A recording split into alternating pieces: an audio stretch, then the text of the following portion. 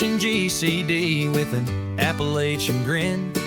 Adventures and shenanigans, we're diving right in. Out in the holler where the secrets creep, garbage can dudes digging mighty deep.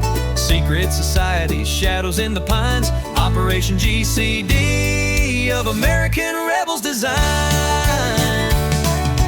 Double J searching deep in his brain hole, past layers of melted hops and bone resin. From cults to cover-ups, we're talking about all of that. So watch your sixth friend in the truth we trust. The world's a puzzle, grunge rock ain't what it seems. Ancient alien cargo cults haunt the moon's pale beams. Cincinnati schemers, history's a haze. Double J's on the mic, lighting things ablaze.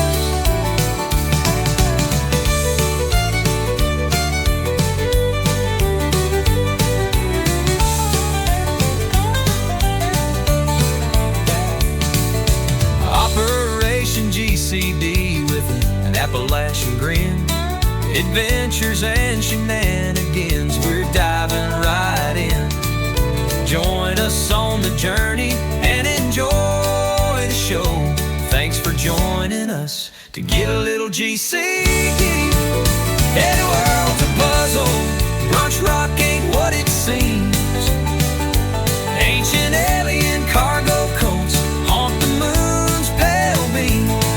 Cincinnati schemers, history's a haze. Double J's on the mic, lighting things ablaze. Hell, the world's a puzzle, grunge rock ain't what it seems. Ancient alien cargo cults haunt the moon's pale beams. Cincinnati schemers, history's a haze. Double J's on the mic, lighting things ablaze. Double J's on the mic, lighting things ablaze.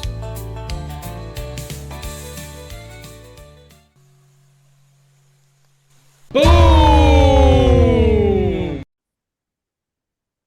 Welcome back to the show. Got a good one planned for you today. Joining me here is Heidi Love from the Unfiltered Rise podcast and JJ Vance from Operation GCD. How are you guys doing today?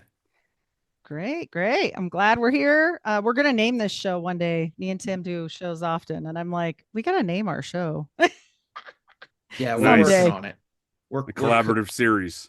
Now, Yes. I appreciate the invite, Tim. Enjoyed the last conversation we had on my Friday show with the Occult Rejects, and Heidi and I always collaborate. Uh-oh. We got a freeze early on You here. froze up. JJ, come back. We'll see if he jumps back on He here. usually comes back through. It's usually not too bad, but I'm he's back. oh, there you Yep, are. you are You're back. You're back. Yeah, we got some storms going. No, Oh, no. I appreciate the invite, Tim, to be a guest on your show here. But yeah, JJ Vance, not the vice president, host of Operation GCD. But looking Every forward to time- the conversation. Perfect. Every time JJ does that, he looks at me because he knows I'm going to laugh. And I've heard it 10,000 times, but I can't. I don't know.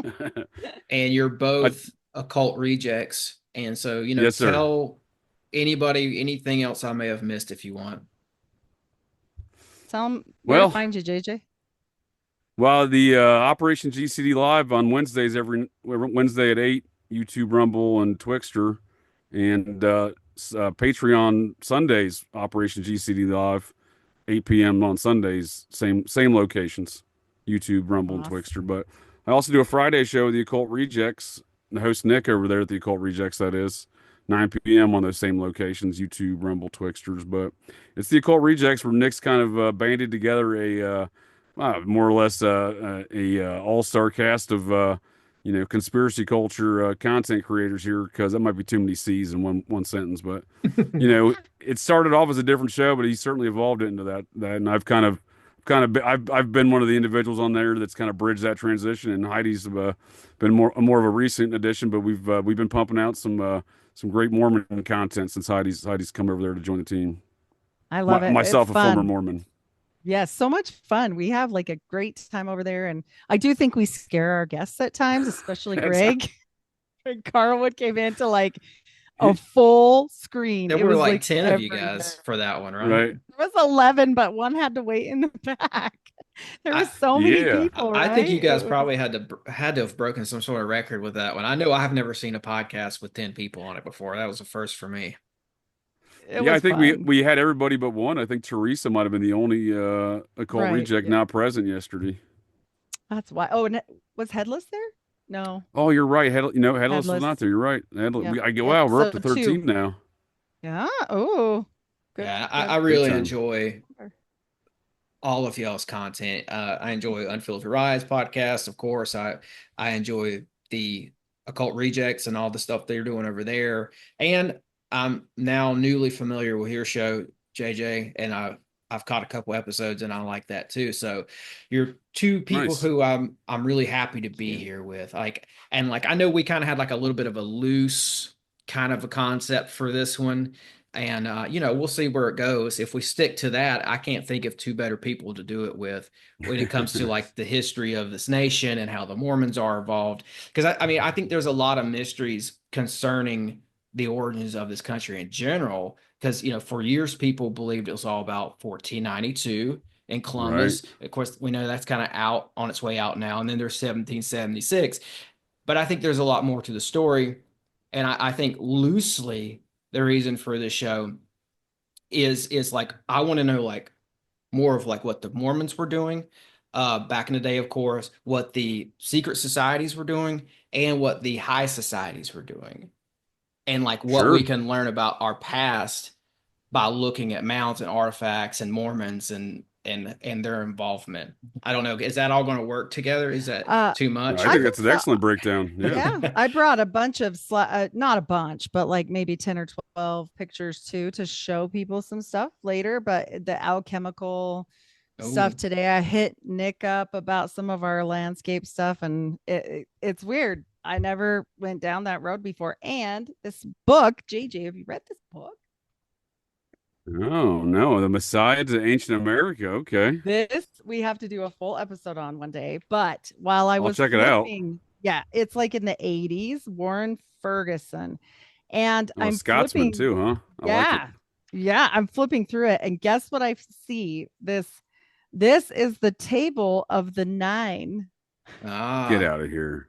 No, I'm dead serious. And this guy's an ex-Mormon. He was a Mormon, and then they kind of kicked him out, and then he went back to being a Mormon, normal Mormon, because they got mad at him for this. And he goes through all of the gods. Actually, it's really cool. This whole chart is like each like Greek, Mesopotamia, Syria, Egypt, what their names are and what they're like related to. And it was really oh, that's helpful. cool. I mean, how Mormon is it though? Like, is it pretty Well, Mormon? Like the lens that he's looking through is pretty he got kicked staunch. out. He Okay. got kicked. Does he Yeah, but write did he? it? Does he write it like an ex-Mormon, or is he like Yeah. still okay? He's a Mormon. I would say more a Mormon at this point. And he's trying to prove it's the whole Quetzalcoatl thing. And we'll do a whole thing on it later with the Mexico involvement and Right. everything. But he brings like hieroglyphs and all kinds of connections to Quetzalcoatl. But when I saw that table of nine, I had to bring it tonight to show you because I was like, oh my gosh, this is like we've been talking about this. So, Oh, for and sure. then we'll be getting into Native American stuff tonight. So, Well, We let pretty were me. we were just interesting. talking about the Mormons' interest in all those temples down there in Mexico, right? Yep. So Yep. That's why I bought the what's book. the table Oh, of the nice. nine? Is it in R9. like the R9. seance of the nine? Yeah. It's the Yeah, same group.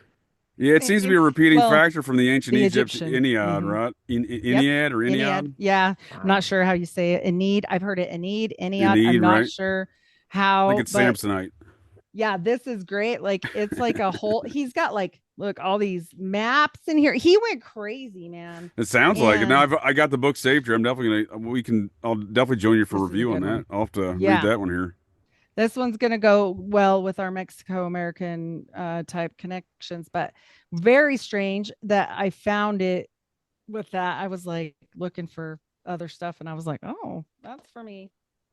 When it Even if, comes to like archaeology and just that whole world, like I've been into it for a little bit now, and one of the things that I've noticed time and time again is that Mormons pop up Oh and yeah, their involvement in like looking through old artifacts and just North American history in general. The Mormons are always there.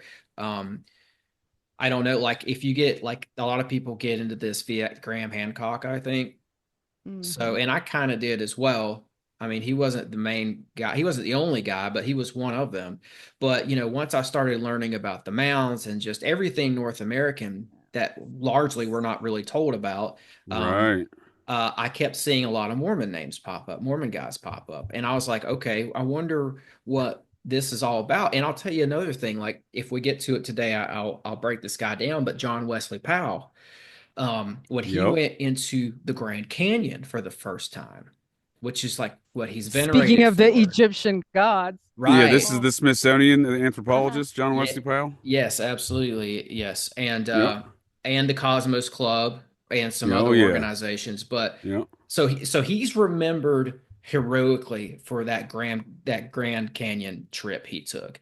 If you Sure. look him up on YouTube, all you're going to see are people like talking about how big of a hero he was for doing this trip. I'm on the team of he wasn't that great of a guy, and I can break that down later. But all that I to agree with you. say, From my research of the mounds, I concur. yes, yes, Yeah. all that to say, when he went through the Grand Canyon, he took Mormons with him.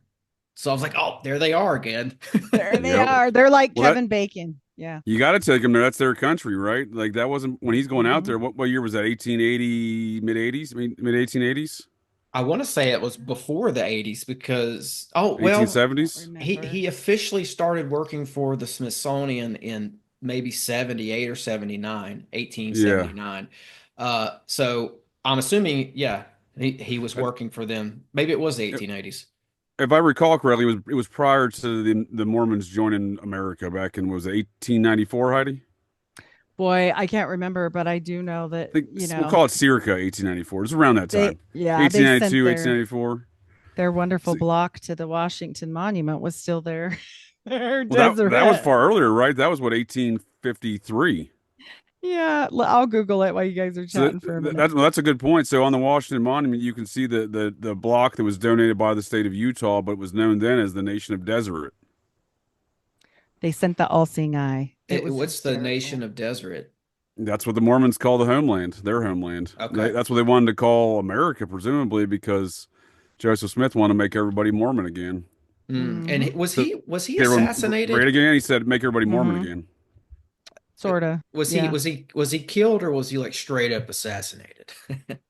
Oh, I think he was assassinated. I think it was a Society of Cincinnati assassination because I think it was represented another divide within the society where they were like, wait a second, we left the religious, rulers of Europe. We're not doing that here in America. Hmm. We don't care who your God is, Joseph, or what you're doing. And it's often attributed to fellow Freemasons, and that's probably true. It probably was fellow Freemasons, but the subject that's not discussed is the origin story surrounding the Society of Cincinnati and the origin story of the Mormon Church, including Joseph Smith, whose grandfather was a member of the society out of Massachusetts Yes, as an great officer of the grandpa. war.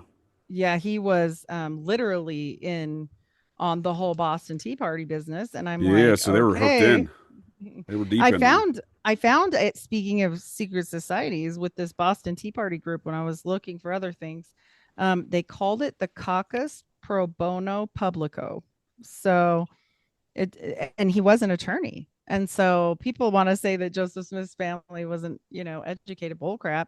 His last name's Hmm. on there and then has Esquire after, so BS wise. But it sounds like, that kind of sounds like pro bono type stuff right there. Like an attorney, caucus pro bono publico, like Sure. attorney. Yeah, it sounds like legalese. Now I think But it Joseph was a Smith society. Yeah. he ran for president, right? Am I Yeah. That's what got him Yeah. murdered. So, That's what okay? got him murdered. That's what I was So they thinking. they didn't.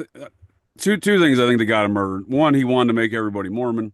Two is I have this. You're not going to find any evidence about this. This is just a noted theory I put together based upon the details that you can verify. So it's a circumstantial argument, but it seems to be there's a faction within the Society of Cincinnati of a hereditary member of the society, meaning a member of the paternal bloodline of one of the original members, right? And it's not always paternal. And Heidi's recently sent me on a journey regarding the Bouvier family, which I've uncovered where it's certainly not paternal. It gets passed down through consecutive females sometimes. I found in this instance, and that's because Jacqueline Bouvier Kennedy is actually descended from numerous society families of the French and American side. It's the French American side marrying together is her heritage, but. The my point being there is it's not always easy to decide for who is the member, but it seems to be when a hereditary member of a paternal member from one of the original members gets elected president or is in the running to be elected president, like Joseph Smith. There's a faction within the society that just says we got to murk that guy. Mm-hmm. Yeah, he may have been a rogue Freemason. They may have figured maybe he's not, he's causing too much trouble for us as well. That might be a factor. But I think the Kabbalah too. He was studying and he was letting the Kabbalic secrets out, and they were like, that part was supposed to be the quiet part, not out loud, dum. So, but I will say this: I think there's a lot of factors here, and you guys know more. Yeah. You guys are the Exmos here. I'm not, so you guys know way more about this. But I do want to eventually come back to the Society of the Cincinnati too, just in general. But like, there's this link between American archaeology and Mormons, and like, I'd love for somebody to like codify that for me. They love digging into stuff. Yeah. And they hide it. Yeah. That they do. Oh, and I did want to tell people before, because I'll forget, Samuel Smith from Topsfield, Massachusetts is the great grandpa's name. You can look it up because I'll get called a liar. So there's that. That's Essex County. Is that Essex County, the same place as the Salem witch trials, right? It is. He was involved in them. Yeah, he was an accuser of a witch. Methinks you protest too much, Mr. Samuel, but that's fine. He had 2 women hung, and this is why you cannot go down the regular genealogical road. Like normally, you can ask JJ, you can do that normally with Mormons fairly easy because everybody tracks it. But for some reason with Joseph, they're like, we don't know where these people came from and we can't track their parentage and we don't know anything. And I'm like, bull crap. This is all really documented. I mean, exactly. And that example of Joseph Smith being descended from somebody in the witch trials, starting this huge major occult movement, because it's ceremonial magic. Yep. I would argue within the polygamy faction that was occurring and probably still occurs within Mormonism in the upper echelons, that's rooted in sex magic. Yes. They may be doing polygamy, but the concept in which polygamy was introduced was as a result of sex magic being practiced. And this all goes back pretty far. It goes back into older orders, older occult traditions, I would assume, because one of the things that's been brought to my attention is that golden tablet, one of the symbols on Joseph Smith's golden tablet, was also found in Alabama at what's called the Welsh Caves. And it's the same symbol that was found in Cornwall as well. Well, I'm glad you're pointing that out. So I think what's going on there is these things are being passed down through generational bloodlines, right? So, and another example of that, outside of just what you provided within this Celtic history of Joseph Smith, which I think is what we're talking about there, is the Celts were here. I would say there's evidence of it long before the Templars, but the Celts are the ancestors in large part to the Templars. So we're talking about the same groups of people, but we live underneath the crown history. So not the crayon, I'm sorry, the crown, like the British crown and the Vatican crown, right? The Holy See, right? We live under their versions of history. And those have changed a little bit over time in America. You mentioned in the beginning, Tim, the 1492 mysteries of Christopher Columbus. That really didn't get introduced until 1890 in the World's Fair. Before that, there wasn't this folklore of Christopher Columbus before that. And I'll get into something else later too. But in 1880 is when I think they started introducing this idea that they weren't going to date items prior to Columbus. I can show you the document that's in and everything. I'm sorry, Heidi, go ahead. Oh, I was just going to say the Book of Mormon. When you want to talk about parentage And genealogy, it's very funny that the only second language ever produced, with the Book of Mormon, it goes from English to Welsh. So just saying. There you go. Very first. Not saying it didn't make it through more languages later, but obviously there was a big, people that needed this book in Welsh. So, I mean, You've got this Bell Beaker people that I've been hearing more Yeah. about lately, and they come from that area. They would have been in Yeah. the Welsh area, and there's a lot of artifacts over here from them as well. So, and They're allegedly the folks who built Stonehenge, right? They're at least in part credited. Some folks do. They built mounds around the location of Stonehenge. I realize Stonehenge has been reconfigured and whatnot, but it is still an ancient megalithic site that has now been reconfigured into tourist fashion. But nonetheless, they've also destroyed the mounds around there of those Beaker people. I did a DNA test, and strangely enough, according to whatever software scientists that want to decipher these DNA tests, I did multiple of them, but I had a lot of questions. Different story, but the point being is that my paternal lineage apparently goes back to the Beaker people, according to DNA tests. So I like to joke that I've been a mound person for a very long time. yeah, that's why he's possibly it's in obsessed. your bloodline. It's in my DNA. Yeah, yeah. That's right. I mean, you see the influence from not just Europe or Welsh territories, but also Scandinavia or Greater Scandinavia. They were coming over here well before that 1492 date. Oh, for sure. They say let's see, what's the latest thing I've seen on Wikipedia? Not that it matters, but just to No, I give mean, it us does matter because it's a kind of the normative understanding of things, right? I use it as a baseline just to see where folks are at. You know what I mean? You're right. Yeah, and I like that. I like what you're saying there with that. One of the latest things I've seen on there is that they say that there's only one known Viking or Scandinavian village up in Newfoundland, and it's there, and it dates back to 1000 AD. So You're talking about Lawn Saw Meadows? I think so, yes. But Yeah, I that's would Nova Scotia, New yes, Scotland. it's The Frank Micmacs. Stuff, right? Yeah. yeah. But I would argue that there's more sites than Oh, for that. sure. For sure. I'd argue they didn't just come to modern day Canada. They did, but they came down. They came down through New England.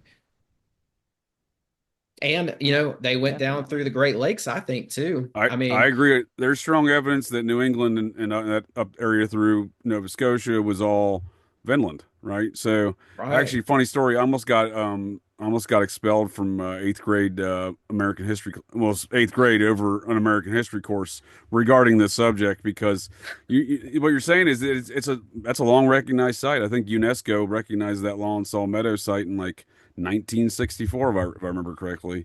So I'm reading, my teacher's spouting off a bunch of nonsense and saying, 1492 stuff. I'm like, raising my hand, teacher, yada, yada, yada. Right here in your book, it says on page like 12, Lawn Saw Meadows, what's up with that? She's like, no, it's 1492. And then, obviously I wasn't going to accept that. And then I think the only reason I didn't get expelled, and I didn't really do anything wrong except for, dispute the matters and refuse to agree. And they're like, he's a Mormon, so it's a religious freedom thing. We'll just let it go. And I'm like, wait a second, no, it's in your book, dum dums. It's literally in your book. They invaded that in 1066. So if you look at it, the Normans, the Norman invasion of the UK, right? Norman from the Normandy into the UK, the change of power essentially with William the Conqueror, or as the Britons call him, William the whatever, the terrorist or whatever. They invaded not only the UK, they invaded what we now call Nova Scotia. So that settlement, like you're talking about, was early 1000. So I think it's dated around 1060 or so. So it's literally the same time. It's the Vikings. They got Christianized. They became the Normans, right? Mm-hmm. And like so, here's one version of it. Sorry to cut you off. I'll keep it brief. No, you're good. You're good. These are the group of people we're talking about. So it is the same people. The Vikings and the Norse. They become the Normans, right? Yes, they're together. Right? And I think that this is accounted in a saga. Eric the Red here down at the bottom. Yeah, there it goes. It says it right there. But your date's right. I think we pretty much nailed this before we pulled it up. 78. Yeah, well, there we go. Close enough. Yeah, I mean, it's been there. It's been like what, 50 years later almost, right? Oh, well, no, it says 1960 on here somewhere. Okay. I thought. But yeah. Let's see a 78. We're still 1960. There you go. 1960. Yep. But yeah, yes, so we've got the name appears, let's see. Yeah, and it isn't. It's even that's what I'm saying. There's evidence. There's probably more settlements that aren't being recognized. I know Heidi and I have discussed the Micmac natives up Mhm. there around this site right there, and there's evidence of Welsh and Templar villages and buildings and whatnot, castles that are up there, and the locals have it in their folklore, but no one really recognizes these things. Well, and I guess before the Micmac were Micmac, he says to also this guy from Canada sent in a message to me about the Beothuk. And he's like, you should look into that. He's from there. He's from Oh, Newfoundland. And he was like, I heard you talking about the Micmac because I have some Micmac in my DNA. And so I wanted to know what it was. And I mentioned it. sure. And by the way, I guess now we're supposed to call them Mi'kmaq because that's what they prefer. So, but I I didn't know I'd that. be curious to know how close related the Mi'kmaqs is that what you're calling them? That's That's what kind he of sounds like says that the new generation wants to be called that. it almost sounds like something out of Harry Potter. Are these Right? new generation Harry Potter fans? Yeah. Yeah, I'm not sure. That's what he said. He said that oh, the woke generation. So that Exactly. made me I'm laugh. looking for, I've got it somewhere in this book. There's a diagram that shows the Micmac language and the characters they used right up Yes. against the Yeah. Egyptian hieroglyphics. Yeah. Here it is right here. And they match. They match. I don't know how well this is going to look on. Yep. They I'll at do. least just show up this. There's actually 2 pages of this in here for people curious. If anybody's interested in this book, it's a good book. It's called America BC by the great Barry Yeah. Fell. But It's yeah, a great book. so it's like, okay, so Micmac, or however we're supposed to say it now. I was taught Micmac, so We're I'm just talking gonna about the Same here. past. Yeah. Yeah. And shout out David for sending in that message to me. I like to give my credit. shout out to where- There David. you go. Always appreciate some input, right? Now, what do you guys think? This would suggest that they had interactions with Egyptians, or they came from a a, a genealogical pool of people that they shared There with you go. Egyptians. There you go. I Mhm. think it's these, how do things get passed down, right? How do the Templar become expert sailors? How do they know how to be to be an expert sailor? You got to learn how to read the sky to navigate by the stars, and to do that, you got to be an expert in mathematics. And how do these things get passed down, right?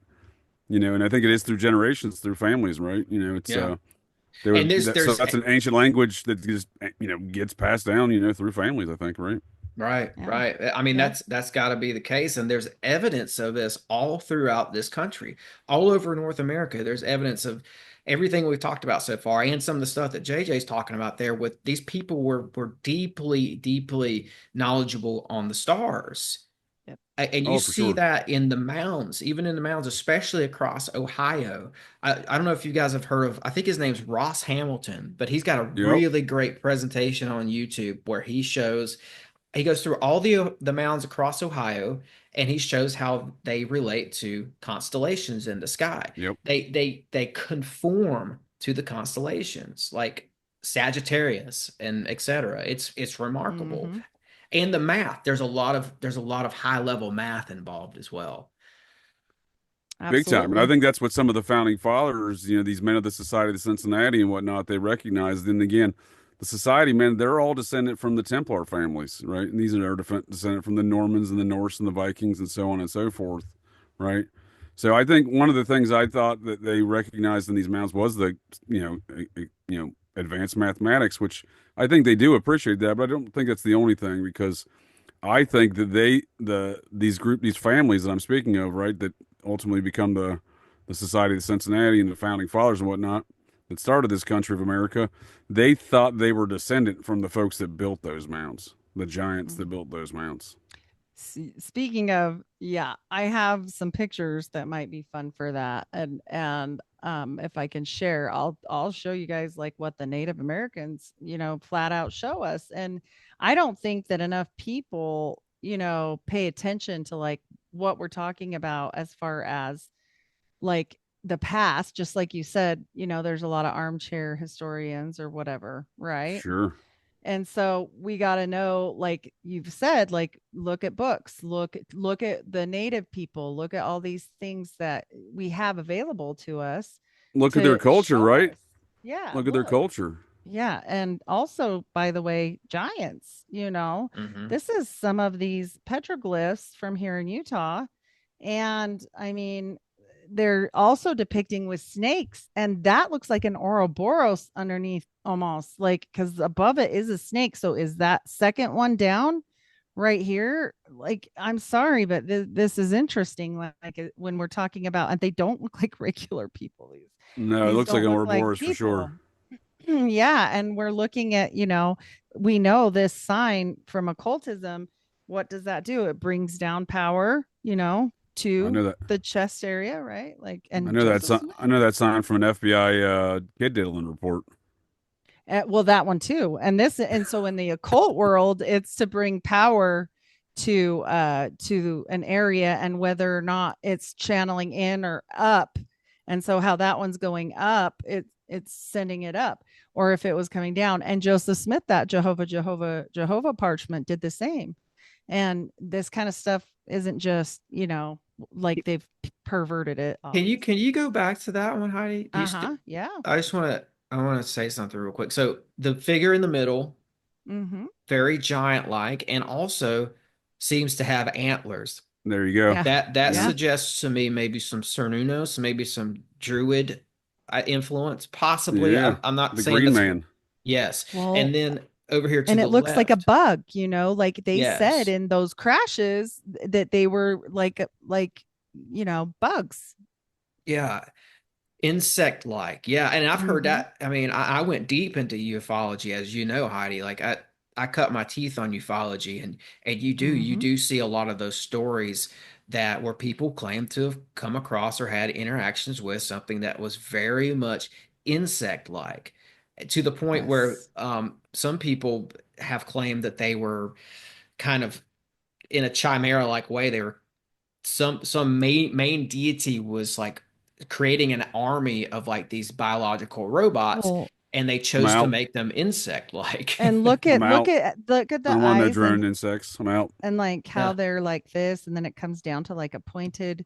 It is very insect like, yeah. and it Well, you can brings see into some question. insects right around the head and the Yeah. horns there. Oh, this one on Yeah. the left, guys, I mean, it looks like it's got an insect Looks like face. Tongue, ET, doesn't it? It tongue, Or looks like maybe and ET actually, yeah.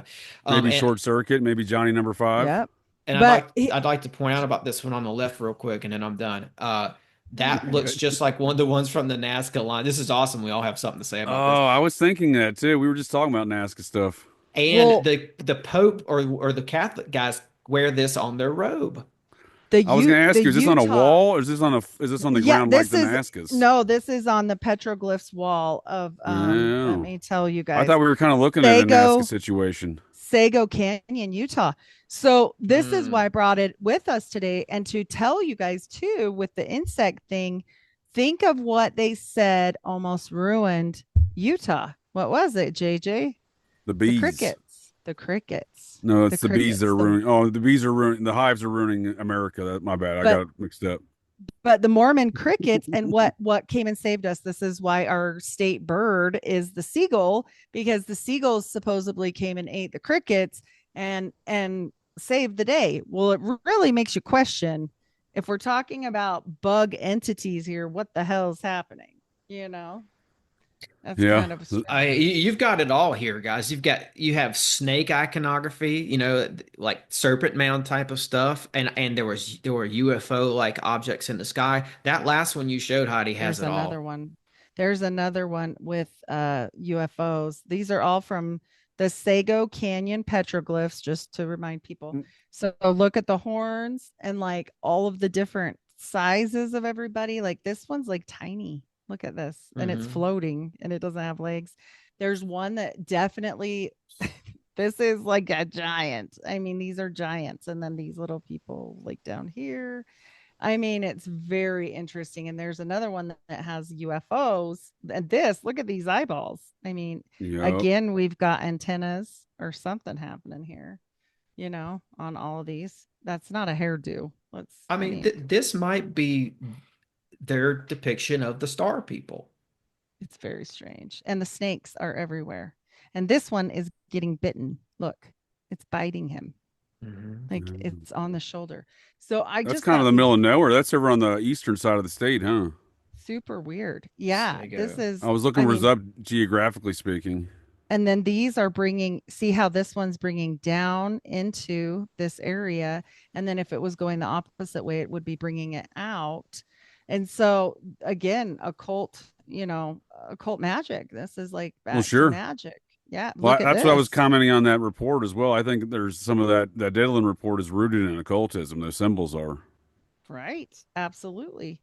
And look at this, like one arm and horns and antennas and another bug, like, scorpion type thing. I'm like, what is Yep. happening?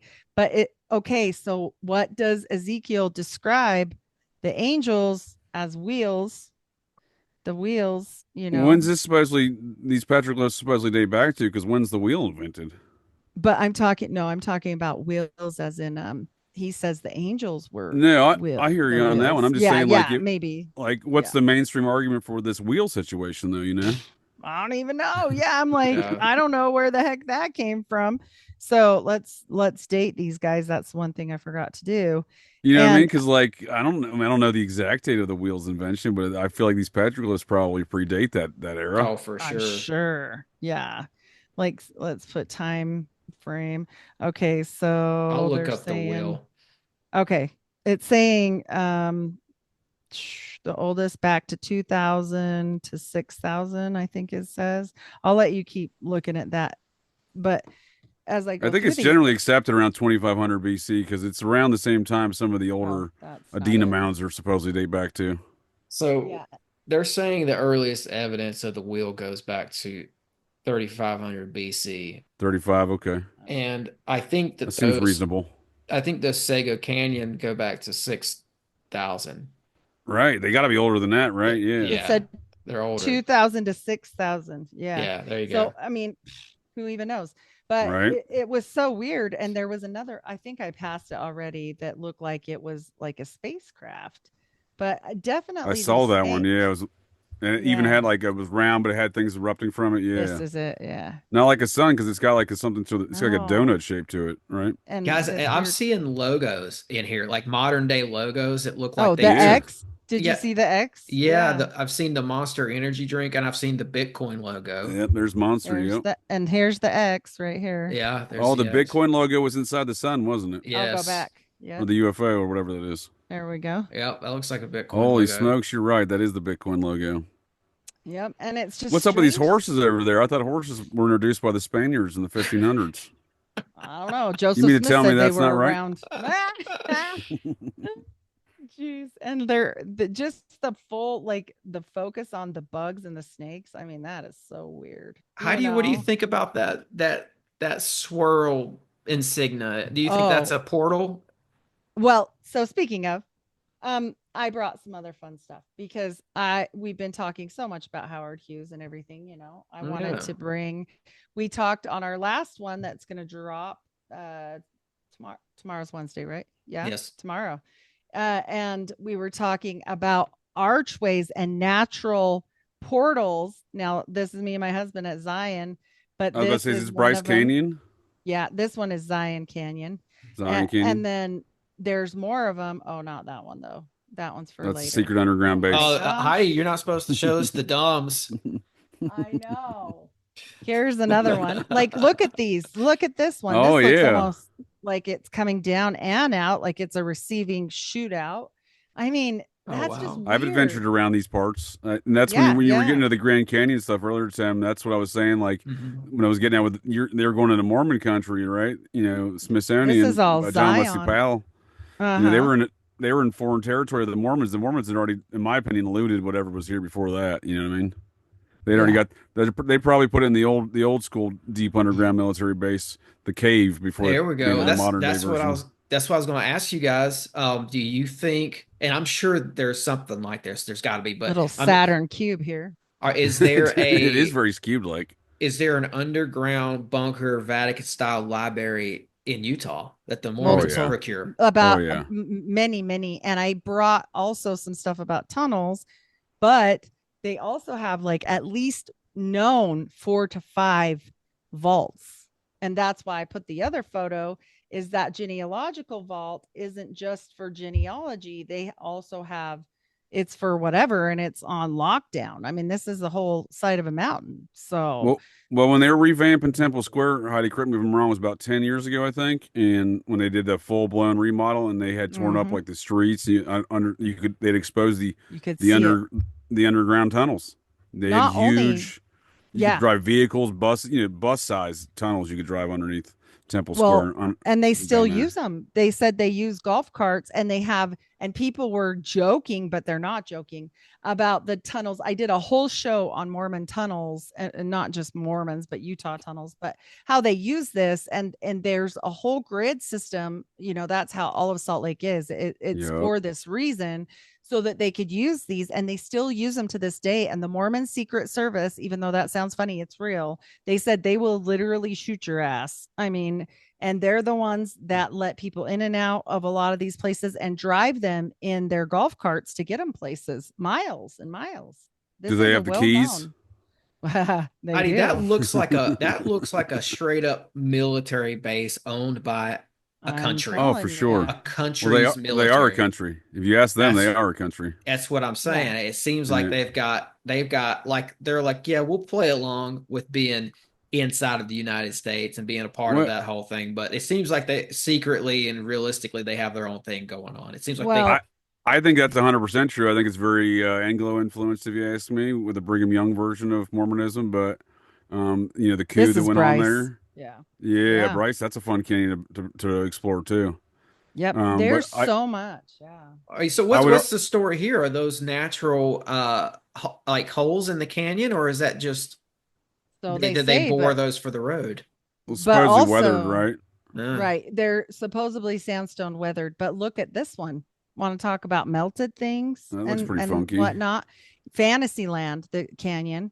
And they look like they're melted, and so does Snow Canyon. This is Devil's Slide, and this I was about to call it Devil's Backbone, but that's a good name for it too. Yeah, Devil's Slide, and it's huge. This doesn't do it really any justice at all. But we were talking about is that the canyon where dude cut his arm off because he got stuck in between stuff?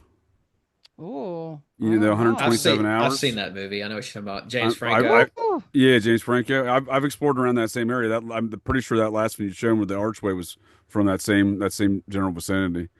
But to be fair, Tim, on the Mormons, if we're gonna talk about anything with them regarding the power structure of America, though, too, is the Union would not have won the Civil War without the support of the.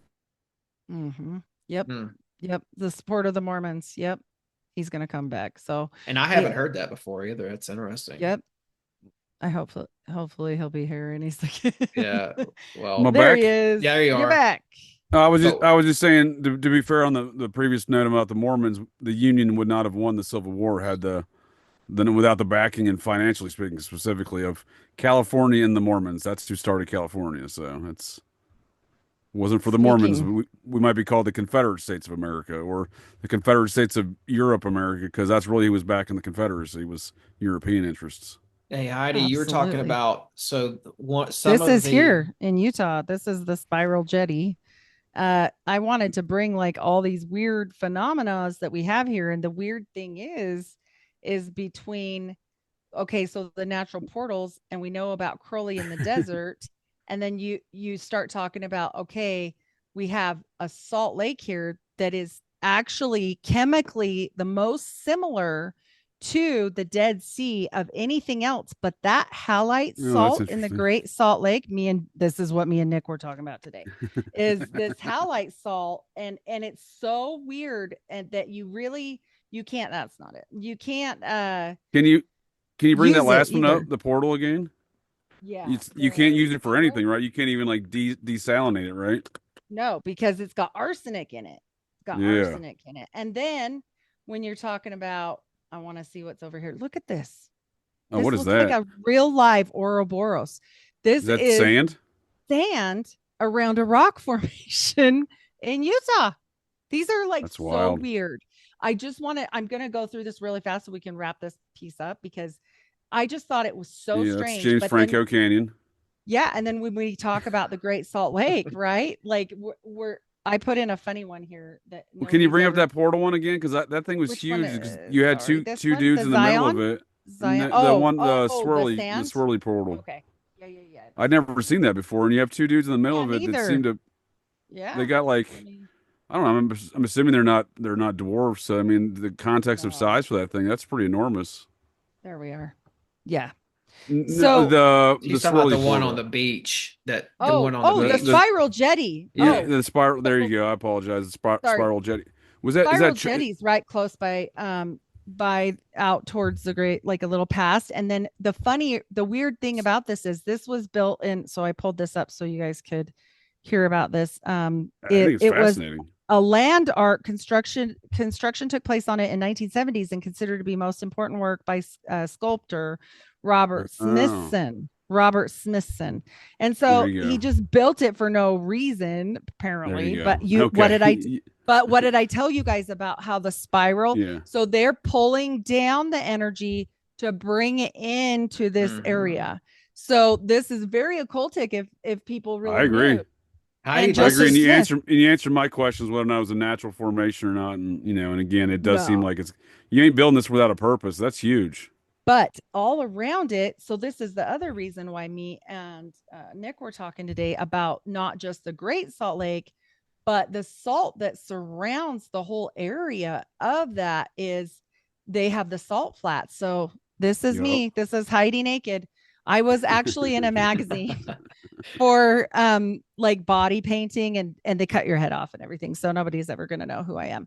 But this really famous guy, well, if you look at the bottom of this, because there was hundreds of girls involved in this, but look at the bottom, it's all salt. This is the only reason why I put this photo in here to show how far back it goes and how far to the sides. These are the salt flats and some of this salt that we're talking about. And then when you think about the alchemical purposes of salt, and not necessarily, this is why I called Nick, not necessarily with, darker stuff and magic, but more witchcraft. It's for what? Purity. And then it can have a reaction with other things where we also know in Utah is the biggest copper mine, open pit copper mine, period, in the world, owned by the crown, like JJ was talking about, by Not the crown, but the crown. King.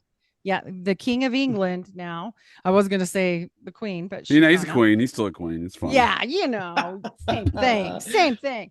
And so I was like, okay, what's going on here? And then I said, well, Nick, what else did you find on AI about it? And he said, well, it's not only the fact that you can't use the salt because of the arsenic, there's a ton of lithium in there.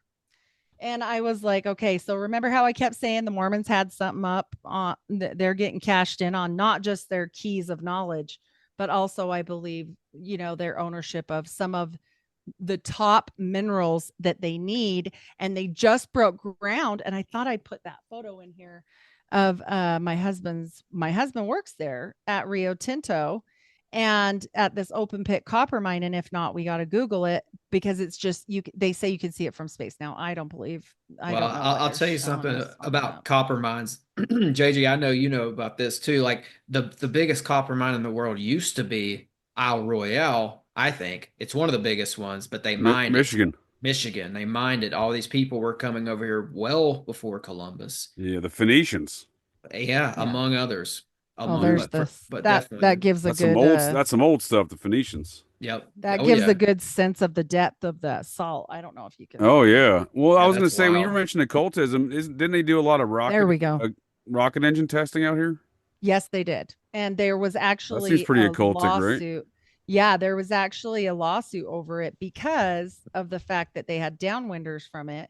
I didn't put that in here, so we'll have to just. Given the nature of the solid state rocket fuel being created via sex magic ritual by old Marvel Jack Parsons, who by himself may have in fact have been a member of the Society of the Cincinnati. When I was mentioning before about occultism in America and the Society of Cincinnati with Joseph Smith, and then you look at Parsons worked for Howard Hughes. He worked for Howard Hughes, and I'll tell you that right now. Puts him right in the mix with all these kind of weird activities. But he descends from a witch from the Salem witch trials as well, much like the Smith situation. You got Salem witch trials, you got Society of Cincinnati. So Parsons' third great grandfather was a captain in the Massachusetts chapter. May have very well have known Was it Azazel Smith or Zazel Smith? What was the Azael. Yep. Azael? Yep, Joseph's Really? grandfather. His name's They may have served Azazel? together. Yeah, almost like Azazel. Yep. This is Wow. the copper mine, and it's huge. It's one of the biggest open pit. Now, it may not be the biggest in the world of regular, but in open pit, it is. Right. And they just barely passed to be green. They're going to start doing this stuff with lithium and different things too. And so I'm sure that they are switching money. over. And look at the size, just the sheer size of the wheels here with these people. This gives you an idea of the truck sizes they drive, the big Komatsus, and all of the gold that's mined from here goes straight to Tiffany's. Just so you guys know. Hey, Heidi, we're talking about the alchemical components of this, and I was Yes. reminded of something when you showed that picture of that gonna big stop share. salt lick or whatever that's Unless- called. Yeah. You remember back Salt flats. Yeah, back Salt flats. a long time ago, Heidi and I did a show about alchemy and turning in gold and all that. And we were talking about this substance called ormus. And the way that guy found out about ormus was he was in Phoenix and his ground was so salty, so saline, he couldn't grow a garden. So he went in and tried to alchemically correct the soil so that he could grow plants there. And that's how he came across this substance that science says isn't even a substance. It had the mineral components of it were unknown, and he had it tested and tested. Huh. So I think when you get into salt, minerals, and stuff to do with this planet, I think there's still a lot of unknowns, and I think that alchemy is a big part of that, and just knowing how to do it. And the ancients knew how to harness this stuff. Sure. Well, and Sure. they're marrying into at this time. So how we get the Mormon tie, they're marrying into these Micmac communities. They're bringing their witchcraft from back east and whatnot, and further than that, back in the old world, right? Well, I would And argue so- it's already here, right? Because if you look at the Micmac, when I was saying look at the natives' cultures, I was saying earlier too, I'd be curious to see the how closely related the Cherokee are to the Micmac, because they look a lot alike. And people Right. think the Cherokee came from Oklahoma or the South. They actually came from what we now call New England. They came from Iroquois stock up north. Yep. So, Mm. yeah, I have some Cherokee heritage that goes back to the Southern style, but in learning that, I've learned that there was a whole band of Cherokee in my bootleg Vermonter, my native state of Vermont. So I had no idea. Some of the origins for Cherokee, like the name Cherokee, it goes back to a couple of words, and there's some contention here, but some of the words that comprise Cherokee mean people of the caves, or people in the caves, or cave people. Yeah, well, I think that's kind of there's some sort of origin story to that regard, right? From underground folks, right? Yeah. So I think that's interesting too when you think about the cave's role in alchemy, Plato's cave, and all that. Well, sure. and And Cherokees are carriers of the RH null, and that is such a rare blood type. Just so you guys know, the very rare blood type they're RH unique. null, not just negative. I'm not talking about RH negative. I'm talking about RH nothing. And there is such a rare percentage of them. It's called, wait for it, golden blood. Ah, there we go. RH null. I've never heard of this. Yep. And I'm reading this off of just regular Google right now, because I did a big thing on this where I got nerdy on my cabbage baby stuff. But the name, the name RH null blood type is the rarest blood type in the world, with less than 50 known carriers, period. But many of them are Cherokee, to your point. That's insane. And if you just look at their culture, they're unique, and they're very similar cultures to the Micmac as well. But if you look at the Micmac, they incorporated the Sinclair family, Clan Sinclair's crest as their national flag, as the tribal flag. So which incorporates the cross of St. George there, which is the St. George or St. Andrew. I'm mixing up my Templar flags tonight. Which one's the Templar cross there, Heidi? So the cross of St. George or cross of St. Andrew? I always forget that. Down in southern Utah?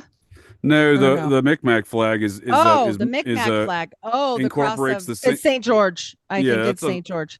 You're right. Because that's what they named towns after it in Utah, right? St. Yeah, George.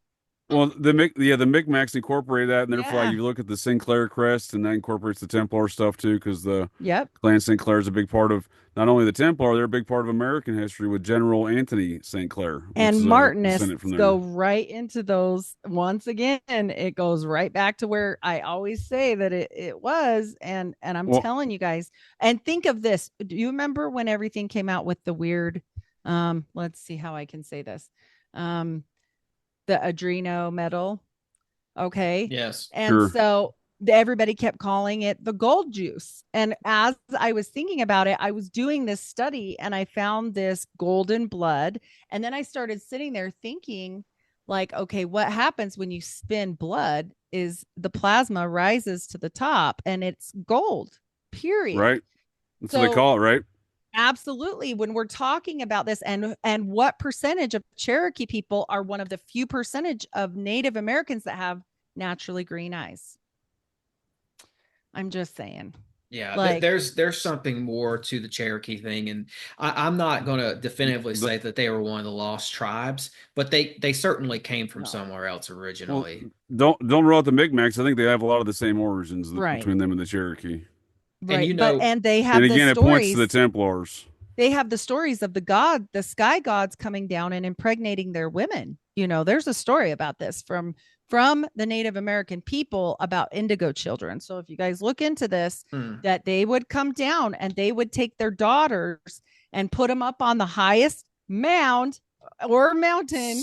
Sounds like an And- ancient alien cargo cult. Please Yeah, continue. and take them up the mountain and be like, here's our virgin, you know, of course, always. And so, like, here, take her, and she'd come back knocked up, but there was no guys up there. So, And that sounds a lot like Immaculate Conception, huh? Mount Hermon, Right. and Watchers of Genesis 6, or that's the right. Book of Enoch, if you wish. The Book of Enoch. Yep. Similar. Absolutely. And it got so brutal, actually, and the girls described it, that it wasn't just some nice fantasy love. The reason why there was an uprising and getting rid of these things is because the sexual deviancy was so bad and so brutal. And then on top of it, the pregnancies, oftentimes they didn't survive the birth.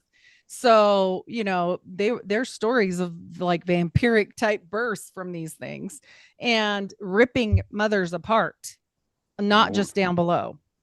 So, like, out of the womb. And so That's this is gruesome. like a scary, gruesome tale. But when you Yeah. put it all together with the knowledge of the Book of Enoch and all this other weird stuff, you're like, oh, what's happening over there?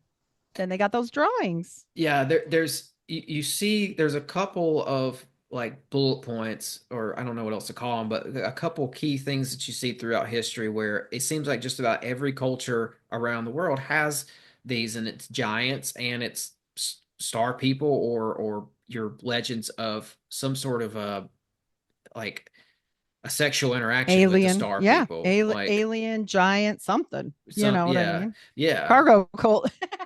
I was gonna say, I mean, you're right. They do describe these things, but again, I view all these things in the capacity as ancient alien cargo cults. What these folks are describing, they do believe. It's just not accurate in the cargo cult capacity, where the cargo cults in South Pacific are to this day are building wooden aircraft and doing silly dances around a fire, waiting for GI Joe to drop more cargo on them. You know, literal cargo, food Exactly. and supplies. But that day will never come, no matter how many dances. You know what I mean? It's not going to be contingent upon the dances or the model aircraft they make. So you why apply I that to our was- modern society, the stuff they're doing, right? You know, with these cults, it's the same thing. It's just applied slightly different in a modern context.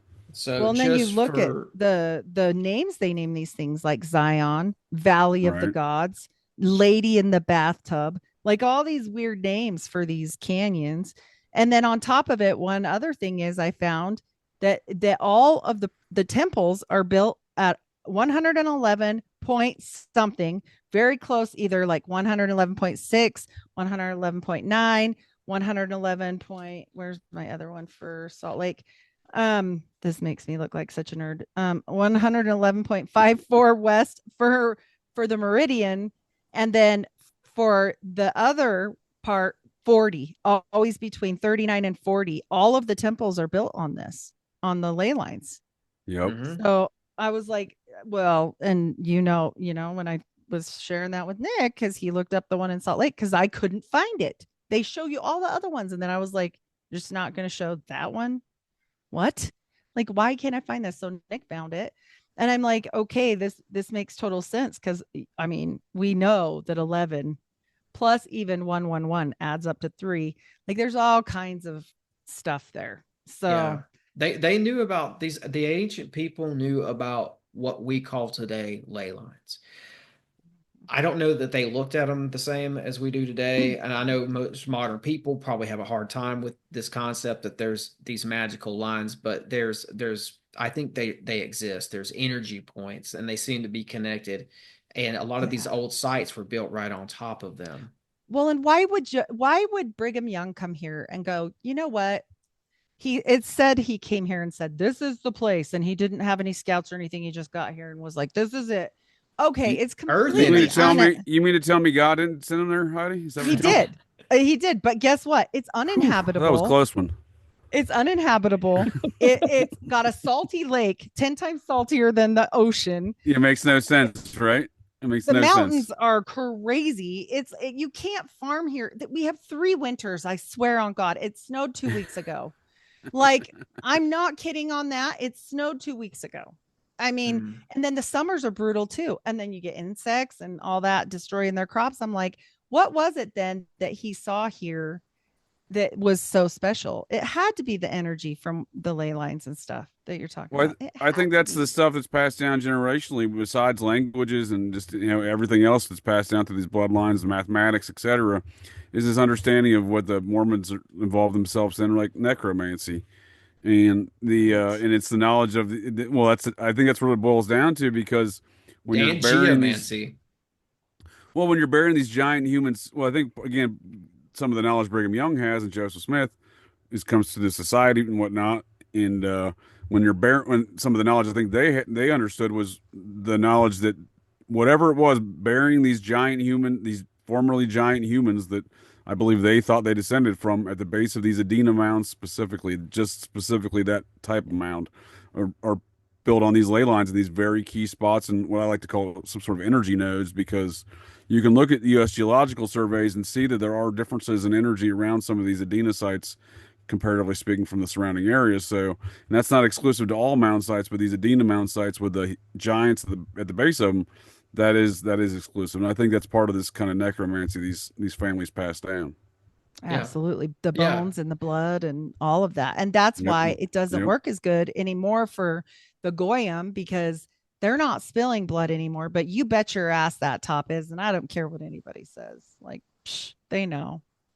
I think they 100% knew. I think there was a great knowledge of geomancy and how to use the earth. And I think too, like with some of the mound sites here, not only do they reflect the stars, not only are they probably on earth energy points and ley lines, but I mean, they seem to be crafted in a way to like sigils almost, where they're going to power up the land, like gather energy, but also like power it up somehow and store. Well, that's what those circles were. Too. I was gonna say, I think as Greg Little, Dr. Greg Little, the mound doctor on Twixter there, he's done a whole survey of mounds from years ago. He posts all these pictures and stuff and maps and everything else on his Twitter feed. I highly recommend folks check that out. Tim, are you familiar with Greg Little? Absolutely. Yes. I assumed as much, but I just want to make sure. So we just had him on the Occult Rejects. I think it's probably publishing here soon. Oh, cool. But he explained their religion of these specifically, again, these Adena mound builders. And again, it's just silly that we call them mound builders. Even the name Adena is rooted in the Society of Cincinnati, named it that. Not those folks that built these mounds did not call themselves the Adena. But there's probably more. What I'm saying is there's probably more to even the name Adena that I don't understand, as far as some sort of esoteric or occult reason they use that. But nonetheless, I think that they picked Cincinnati so as a city because of where it was. I think because it already had that geomancy energy there, because the ancient people, I think Cincinnati is an ancient city. And it is, yeah. The Society of the Cincinnati, who Cincinnati gets its namesake from, came through. Washington, Henry Knox, those guys came through, and they saw basically an ancient civilization and said, we're going to build right on top of this. I think that's how we get cities like Cincinnati. Well, I think it gets even deeper. I mean, you're spot on in that kind of surface level assessment of how these things happen. But I think they didn't just find what I'm saying. It goes deeper. They didn't just find it though. I think this is knowledge passed down to them. So, I like that. Cincinnati, the Cincinnatus is a man who lived 500 BC. That's the man who they venerate, right? Who took control of the Roman Republic and gave power back to the people. George Washington did the same thing twice, just like Cincinnatus, and he thought I think he thought he was a reincarnation of Cincinnatus.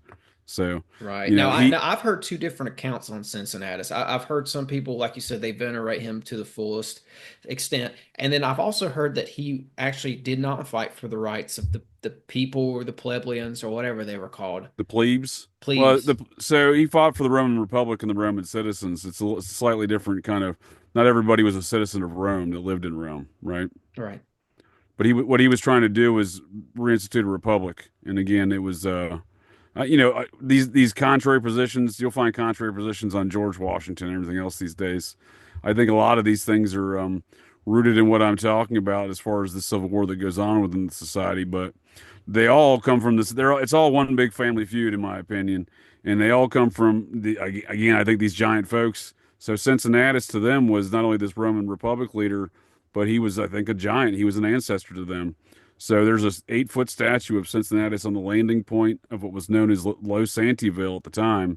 The society changed it to the city of Cincinnati, but it was known before that as the city of Losantiville. And there's the landing spot where the society landed. There is a 8-foot statue of Cincinnatus. So I think, I think maybe 7.5 foot, maybe. So I think that's a accurate depiction of their kind of what they think of who Cincinnatus was. Yeah. Where Cincinnati is, I think that was an area that was built up by the mysterious mound builders. In fact, Yeah. the Native Americans said it was built by giants. That specific location that Cincinnati sits on today was built by giants. So I think that this feng shui was already there. There was this magic Sure. geomancy in this place, and they knew about it, and they wanted to utilize that. Kenneth Grant talked about earth chakras and power zones, and he was talking about the Devil's Lake, Wisconsin area, but I think that's all over. It's not just in Wisconsin. So these mounds are tied up in geomancy, specifically the Turner group. I don't know if you know about this, JJ, but the Turner group mounds, you can look them up. They were already there when Cincinnati was being formed. So I can pretty much prove that they built that city on top of a mound site. Oh, I could do you one better, sir. So you can go to Cincinnati today, go visit Fountain Square, and Fountain Square is built on top of a huge Adena mound that used to sit there in the center of the old city, like you're describing. So Cincinnati's known as the city of seven hills. It's the new Rome. Rome's known as the city of seven hills. Right. Adena is delicate or gentle and referring to a pampered nation of Babylon. Just FYI. Yeah. It's the feminine. Again, that. Feminine. Yeah, I think there's a lot to be said why they use that name. That's it right there. That's a home run right there. That's exactly what they were thinking with these names and stuff. And I love the seven hills aspect because they were obsessed with Rome. They were obsessed with Cincinnatus. They were obsessed with the city itself. Rome and the seven hills. Rome was established by the Etruscans, and if I can argue that a group of sorcerers. They're all these if you don't think the founding fathers were wizards, you are wrong, sir. All these men would be. They were. That's what wizards. I'm saying. Yeah. I think they absolutely were wizards, and they were obsessed with wizard bloodlines, and they still are.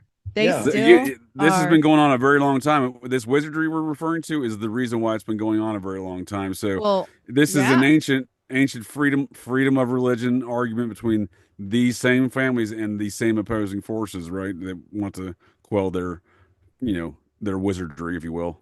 Mm-hmm. So on my search for the keys of because a friend of mine, I don't think he wants to be named yet, sent me some AI stuff about keys and the West and the people that hold the keys of the West and the Mormons and all this weird stuff.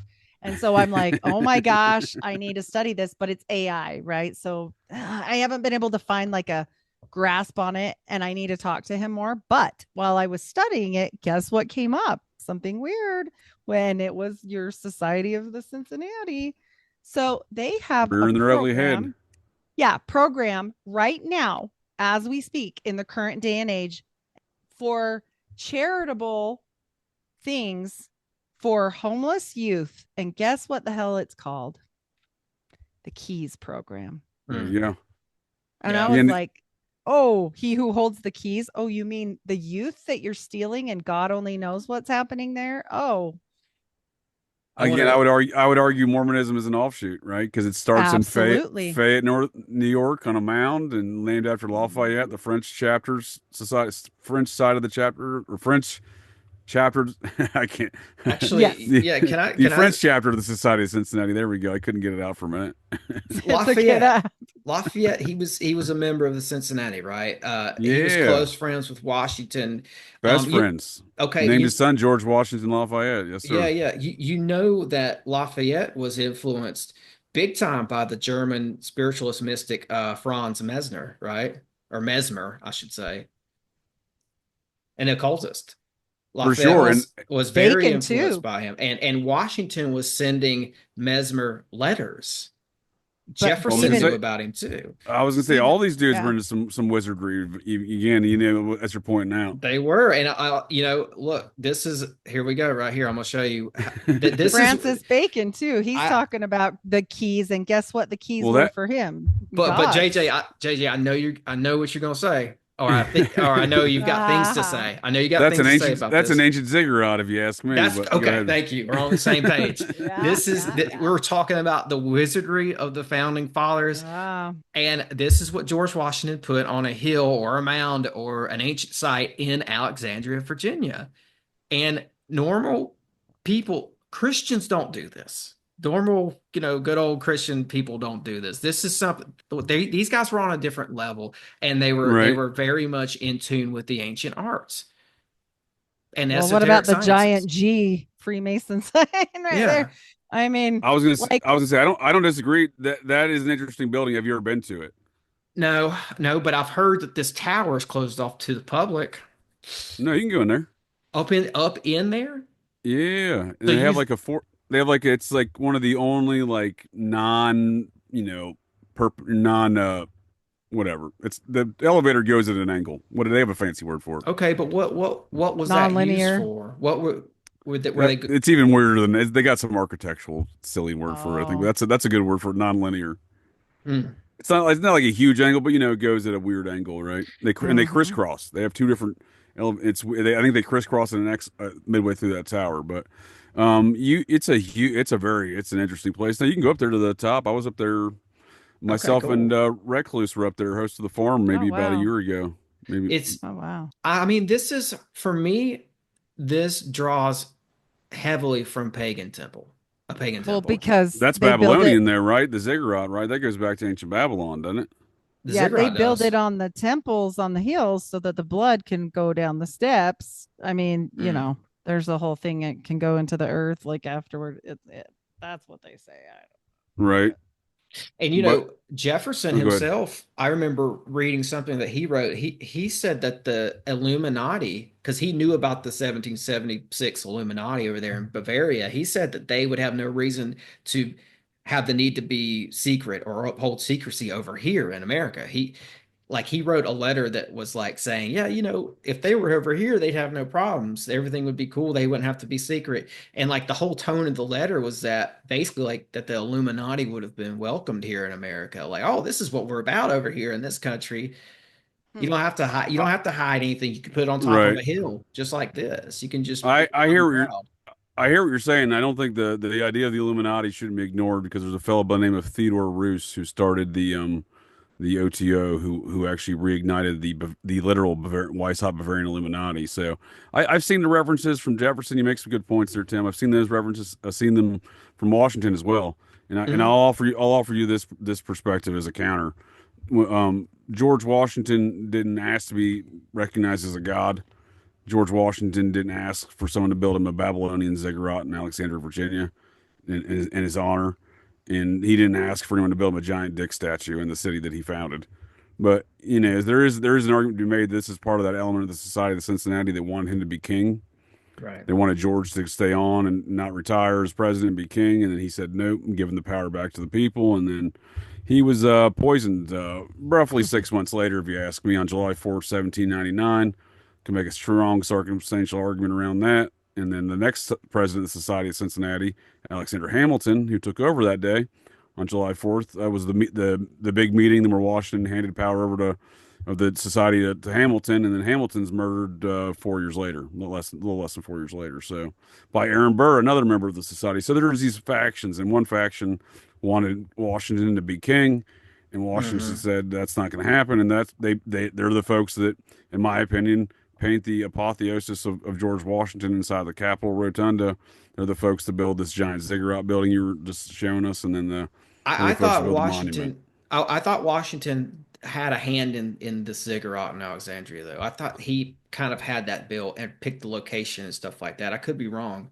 To my understanding, his lodge that he attended was down there on King Street, there in Old Town Alexandria, right near his one of his favorite bars, which is actually down the street from his own bar. He didn't even hang out he had his birthday party down the street at different people's bar, right? Okay. Well, we'll say this though: these forces though are present in this country, whether or not they're embodied by Washington himself, that's up for debate. But these forces are here, and I'd say that this kind of breaks into the bigger, older plot of One World Order, just to call it that term, because these guys were part of these older orders, like you said. I think Washington, his bloodline maybe goes back to the Templars, actually. And so you've got that in the mix, and you've got Rosicrucians in the mix, and you've got these guys are clearly working with old occult doctrines that go back to Babylon, Sumeria, Greece, royals. And I think, like, okay, for example, Manly P. Hall, he has a book called Secret Destiny of America.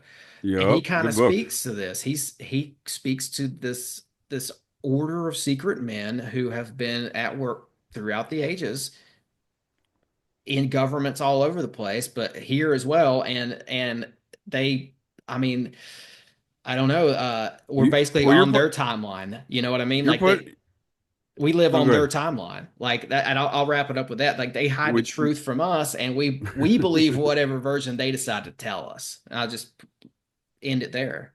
No, you're spot on, Tim. I mean, we do live on their timeline. Again, it's varying. It's not one timeline. There's a mix of all sorts of power factions. I think that play into this mix of how people perceive history and time and whatnot. But yeah, I think the One World Order faction is present, and I call it the anti-liberty Anglo-American faction of the Society of Cincinnati. That's represented. That's too big, JJ. We got to come up with an acronym. Got to go AACC, Ancient Alien Cargo Cult style with it. Yeah. So what you're describing to me is all this occultism is just all this ancient alien cargo cult ideas just being kind of passed down through these occultic orders over the years. That's I'm not going to. I think George Washington believed in some sort of ancient alien cargo cult belief system. I don't.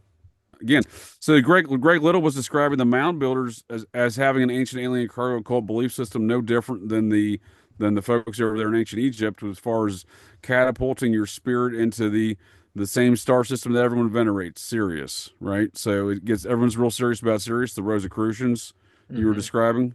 So it is this continued, generational thing, I think, that goes on. But therein lies the problem with liberty. You put your finger on the target there of the issue, I think, really. I mean, what is liberty? America is our name, but she's a goddess.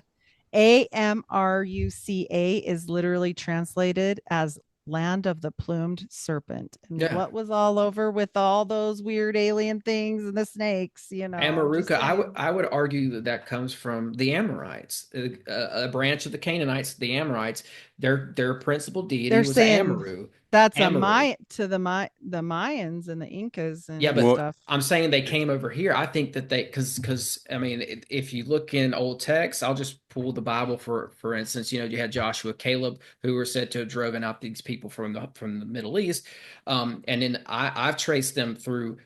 They were pushed out further by the Romans even later, and they were pushed all the way out to the end of Africa and maybe even the tip of Iberia, where there's a jumping off point to North America. So I think the Amorites were pushed off and they came over here. They made it to the Americas, and their chief deity, Amaruka. And Quetzalcoatl is wrapped up in this, which will be continued with that one because it goes right with it, with the Amaruka. Yeah, I think it's Amaruka. Yeah. That's goddess worship, right? That's what liberty is, right? To going back to that.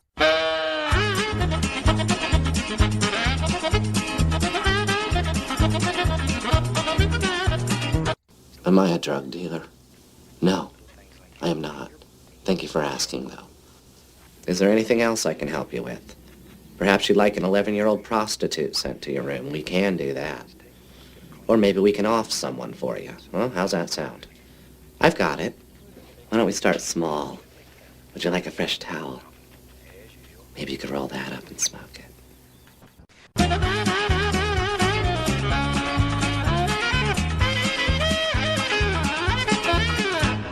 Liberty There is you what, go. I was about to say, Columbia? so that's what the society did. Lady They mashed Liberty. together all these goddess worship because over time, the Vatican has been the latest incarnation of it in the last 2,000 years in our modern sort of history. But over time, there's been the diminishing of this goddess worship and these wizardry. So, and that's what we see now with the Vatican Church. They've been putting that down over every kind of thing you can look at with the Vatican, Mary. quote unquote, putting folks down over time. You know, the Dominicans or whatever, whatever time they're out there murking folks, right? It's all because of, the Cathars, for example, that was goddess worship, right? So it is this continued thing. We call them different names, but it's really the same concept. And that's why I think the society with their goddess, they kind of mashed all these characters together, right? Well, They and- got some and Hecate who's- in there.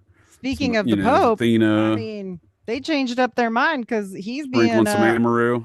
right. There you go. And he's being all about Mary now. His little prayer. I don't know if y'all saw it, but the Pope was like, "And no Jesus for you, all about Mary." And I was like, "Oh," Well, and people noticed. I mean, so I don't think they're hiding as much as they used to. I think it's always been this feminine at the top, like I've said about Mormonism, or hermaphroditic, whichever way you want to pull it, like Twineman says, but all of them talk about the same thing. Look, all these people are talking about keys and either hermaphroditic or feminine energy, gods, goddesses, however you want to play Venus it. worship. It's Yeah. Venus. It's the planet Venus worship, and that's the astrological Venus is alignment. So you'll see the Ishtar. alignments with their architecture, right? You'll see like the Templar architecture, even here in America, like the Newport, Rhode Island Tower, the Newport Tower. Yeah. The alignments go. They have little windows. They little tiny little windows where they built in with the rock there, not Mhm. actual pane glass, but just a little area in the rock. Certain times of year, like the equinoxes, Venus shines right through there. It's Venus. It's goddess worship. It's Venus Well, worship. Venus is in honor of Ishtar. Yeah, exactly. That's what I'm saying. So these things get different. It's the same concepts. Always different, yeah. Yeah, This what I like to book joke breaks is it down. There's so many of them. Oh my gosh. the language has changed, the times changed, but shit just stays the same. Yeah. Yep. Yeah. And Venus, I don't remember the full details of this, but somebody mapped this out and it looked pretty well researched. The path of Venus through the night sky creates a pentagram, a star.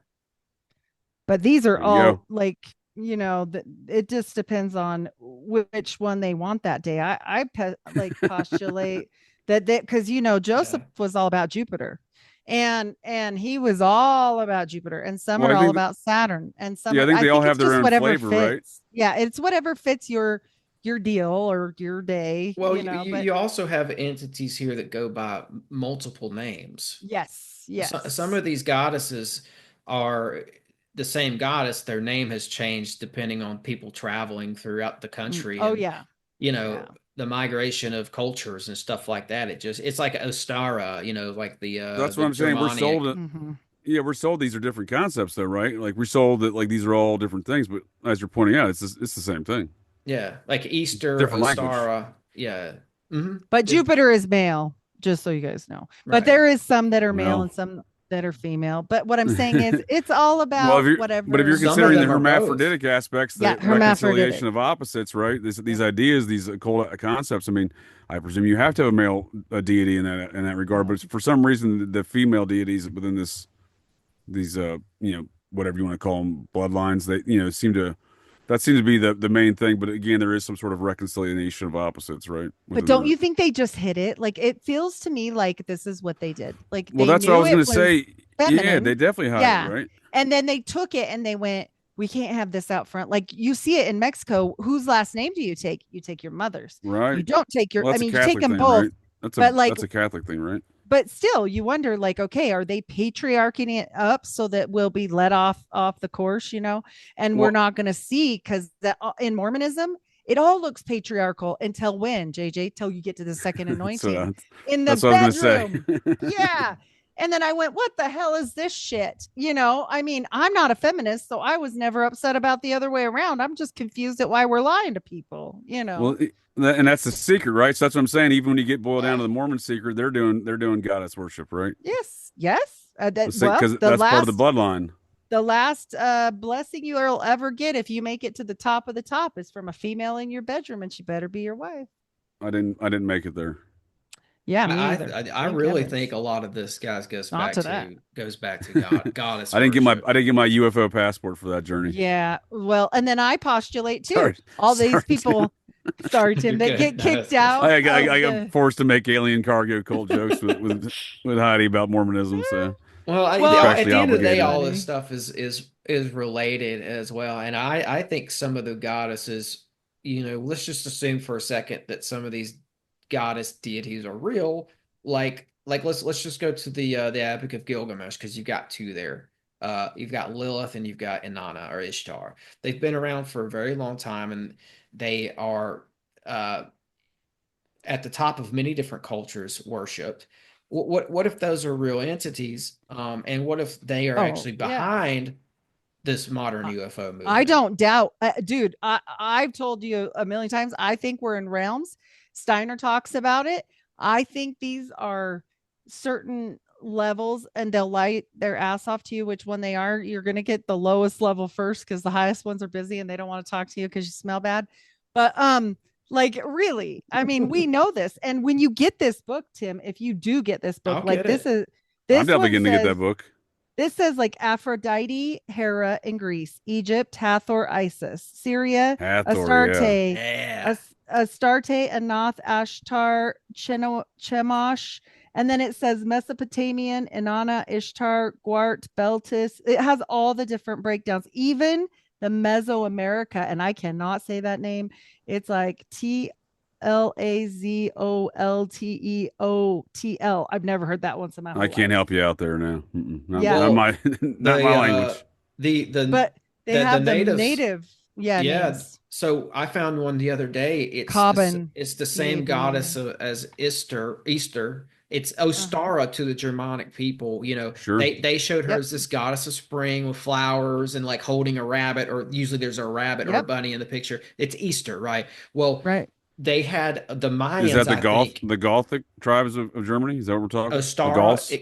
I don't know if they had Ostara, The maybe. Visigoths? Maybe, but it goes back to I think the Teuton tribes, the Well, this Teutonic all goes tribes. back to Marian worship. I did a whole Mother in Heaven episode, two of them. One I did and one Ed Mabry did. And this stuff, you're right. It's like a very linear graph, clear back to Tammuz, clear back Yeah, further than that. Like it's really old but in all there's a the version cultures. here. There's Oh a yeah. North No, it's American everywhere. Easter. Her name is Mm-hmm. Ixchel. Ixchel. Ixchel. She's Hmm. the North the Americas version of Easter, and Right. she's shown and depicted with a rabbit, a bunny, Yeah. oftentimes. Well, it's So Yeah. often that's what these sex cults are, fertility cults, right? So Fertility. Mm-hmm. that's actually I was going to ask you, Tim. So, like, what do you think the people were venerating when they constructed what is known as Serpent Mound, which I would argue otherwise, but what is known as Serpent Mound? That's supposedly 5,000 years old, right? If they're in Adams County, Ohio. yeah, um, You familiar with the site? yes, I am. I'm thinking about how I'm going to I'll answer say that. I think we talked about it before, right? When we were on the Fridays there with Yeah. I think it was a shamanic ritual site, and you know, I think Serpent Mound over here in Ohio was probably modeled after the Serpent Mound in Bashan in the Middle East, and okay. that was King Og of Bashan's land. He's talked about in the Bible. He was said to be a Nephilim, and also there's a Serpent Mound up in Ontario, Canada, that matches the Serpent Mound in Bashan. So There's I a couple in think Wisconsin as well that would fit in that category, I believe, as well. there's a Serpent Mound in Seattle, Washington as well that not many people know about. We know Yeah, Seattle sits on top of an older city too. A lot it of does. these Serpent Well, Mounds I think represent these older cultures, and I think there's a shamanic purpose, but I think there's also a deeply sacred vein to this thing where it's meant to diminish the divide between worlds for people. Well, and on top of it, with the Marian worship, if they can channel the energy from the procreation, which it's all sex magic, they There can you go. use that. And that's why they want Mormon women continuously pregnant. They want There the you go. literally, and the polygamy too. That's bullshit. They say, oh, the guys died and this and that. I don't care what it is. And it wasn't just that Joseph was horny. Those angels said that to him.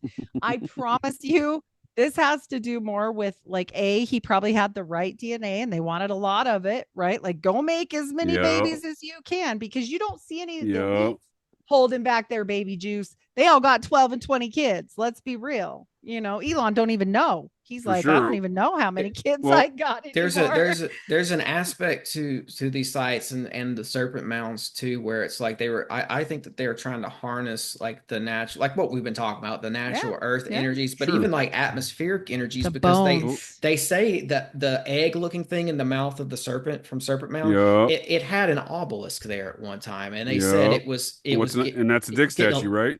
it's that, but it was also getting struck by lightning on a pretty, Yeah. Right. all the time. It was always getting struck by lightning. And so that means that the place was being charged metaphysically in some type of a capacity that maybe we don't fully understand. I totally agree with you. I totally agree with you. And JJ, but what do you look at what we're think- talking about here with all these details that What do you think Go about ahead, Heidi. Twyman's story about, okay, he brought up the egg. You know the story about Ooh. them bringing up the Ooh. egg with Twyman and the okay. Have you heard this? This gets weird. I'm sorry, people. No, I'm familiar with Twyman. I'm not sure if you or some of the folks in the interwebs may not enjoy my opinion, but I'm happy to share it with whatever questions you got. But the story, I'm just talking about the story that she told. I want to know if this has any other reference, I guess, a point. Is this story about the gods? No, I'm happy to discuss. Sure. Yeah, they had this egg and he ejaculated on it and made a baby. It wasn't the butt baby that Crowley wants to do, but it was like the next best thing, right? Oh, and this is it how wasn't an anal homunculus. No, but that's what Crowley says will be the most divine.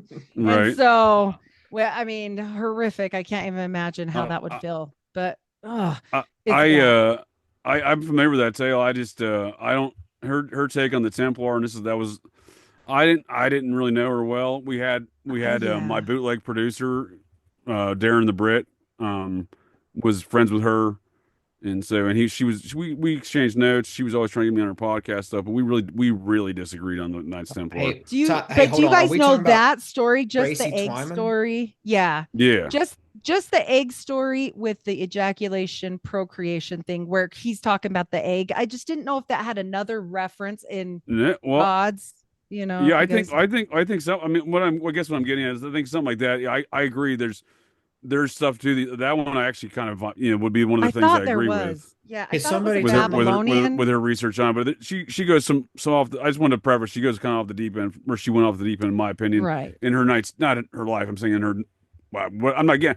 I'm not trying to make. We trying don't know. Not to make any. Yeah. Trying to make any Actually, personal judgments on her. I'm just saying like her work. She made a lot of unsubstantiated claims upon the Templar and really just recited the Vatican's words on it. Really, I mean, that's right. But in regards just to their the rituals, egg point, yeah, just that egg that ritual. One, I don't know. I was trying to remember. I thought it was Babylonian, but I thought maybe one of you guys would remember. But it would go to your point if it's the egg and how they tried to bring back the loving egg from space shit when not very long ago.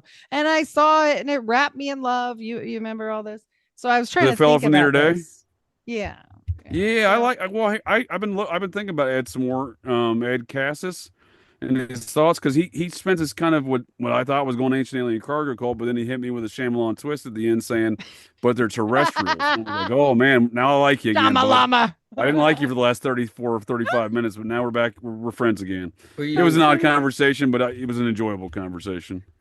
But no, what we're saying, Heidi, with the Twyman's research, I agree with some of those respects, like the egg stuff you're talking about, because that's what I was getting at before. Look at all the details we're discussing: obelisks, eggs, fertility rituals, Easter fertility rituals. Right? These are all the works of a sex cult. And the only reason sex why magic cult, whatever you want to call it. Yeah. Sex the cult. only reason why I bring up the egg is this. Think of this. What if they did it? What if I always postulate this, and I know people don't like the cabbage baby stories, but listen, What if the Brave New World, if they did have just the egg and the ejaculation and made a bunch of people that aren't quite right, like We the non-player souls here, like you're gonna you're wow. gonna enjoy my theory of Serpent Mound then Heidi, if I haven't shared it with you before, because it falls right in what you're saying. So, Okay. and the idea that all these folks, the ancients, including the founding fathers, and in between all their family folks and these bloodlines, they all have an advanced understanding of mathematics, from the mound building Right. to sailing the seas to drawing maps to every surveying. So, for example, my forefather who fought in the Revolution as a spy and a scout for Washington, Abner Vance. Somehow he was an uneducated man, but was a surveyor and map drawer. So who taught him? So these things get Okay. passed down through bloodlines and whatnot. But in that regard, if you think about how advanced in mathematics these folks are, what else are they doing in the fields of science and mathematics? Do they understand biology? Because you could look at Serpent Mound as being not the horned snake god you do see in representatives like you were talking about in Oh no, not now. Not on the sperm and an clincher. egg. There we go. Go back a And, sentence. and Go back a with the- sentence or two. with Oh. Diana of Ephesus, see, India claims that they knew about test tube babies long before, which was why Diana of Ephesus, everybody thinks she's covered in boobies, but they're not. They're eggs. Those are eggs all Right. over her body. And so if they knew, and think of how many people are in India, and have you ever seen very many India families with 12 kids? Because they don't do that. They're poor. And so where do these kids all go? Like, I mean, I'm just saying, if they're messing around, they're fucking around and finding out, is what I think. And Americans have unique problems. America. Right. And they have unique problems that nobody else has genetically. Like, you can tell an American when you travel. I mean, not always, but JJ, there's something to that. They know when you can smell an American. Yeah, it's weird. And we have like different we're like allergic to our own fucking food. Like, come on. You know what I mean? Like, it's not right. Yeah, it's weird. yeah, the food, you don't get all this preservative stuff in Europe and everywhere else that you know True. that Well, really that's come what I out was when you're gonna sweating and stuff say. like that. It I can't don't be want to. just I don't want to that, shift the you know? conversation. Well, no, you can see but, it. You like, can see it for sure. I If think I'm- this, if I it may goes back fin- to the Rockefeller. I'll let Sorry, you we finish. have a but delay. I think it goes back to the Rockefellers, man, because they introduced their medical system and their dietary stuff and all Sure. that. They changed everything up. So, and we don't have to go down that No, path. no, Well, we you're can, fine. because you know who the Rockefellers are, right? They're a member of the Yeah. Society of Cincinnati. Boom. They're also there it is. they're also related to Joseph Smith. So. There it is. These families stick together. They stick together. You know, these society families and True. these Venus families, if you will, because again, it goes back a long time. They've been sticking together not for just the last couple hundred years either. Well, and that's why I bring up all the time about genealogy. And somebody was a dick today on my podcast, one of the viewers, and they were like, why is she talking about royal Mormons? I'm like, you guys don't listen to what I'm saying. I'm talking about bloodlines of royal people being here and being disguised basically into the regular population as poor farmers. That's what I'm talking about. I can give you an example of that from a member of the Society of Cincinnati who would later be the King of France. But if I may finish my point on the Serpent Mound situation. So, you know, like you're saying with these advanced understandings you're applying there with the ancient history of the biology and the eggs and stuff, Heidi. The fertility cults, these sex cults, right? If you consider these factors, the advanced mathematics, right? They're going to know more about science and mathematics. They're going to have a greater understanding of just, they're doing astronomy and mathematics at that level. We can't replicate that today, some of the stuff they did with these mounds with the most advanced surveying equipment. For example, Newark, Ohio, they got a straight line mounds, 6 foot tall, I think it used to be 6 foot, 5 foot tall. It's now a little bit 3 foot tall, but 50 yards straight line. I've talked to modern day surveyors. Their lasers don't go that far. They only go about 40 yards in a straight line like that. So on these regards, and considering they're a sex cult, why is that a serpent then? I understand there is horned serpent worship everywhere, like you were pointing out, Tim, in Canada and the old worlds. But to me, that looks like, especially since they had an obelisk on it at one point, that looks like a sperm and an egg. And then that's a calendar. That serpent mound, as we call it, is actually, I would call it sperm and egg mound, or it's a universal calendar, right? So it's not only describing the universal, nature of human reality as far as the conception of birth. Everything that is constructed into that mound will help you sustain life. So it describes the inception of life and then it describes how you sustain life because it tells you all the seasons. Paracelsus, the book of the cow. Yeah. I don't know Paracelsus. Oh, the old Greek So fellow. messed Yeah. up. Yeah. So messed up. German. Same thing. He was German. Yep. Oh, German. Okay. But the I'm same vaguely thing familiar. about this keeping it homunculus type stuff. Yeah. Well, I just think it sustains life, right? It's a monument describing how life was incepted, and then again it tells that within the curves of that mound, everything about that mound is very ornately constructed and there on purpose. It tells you the phases of the moon, the changes of the seasons, the equinoxes, everything. It reads Which the entire the sky.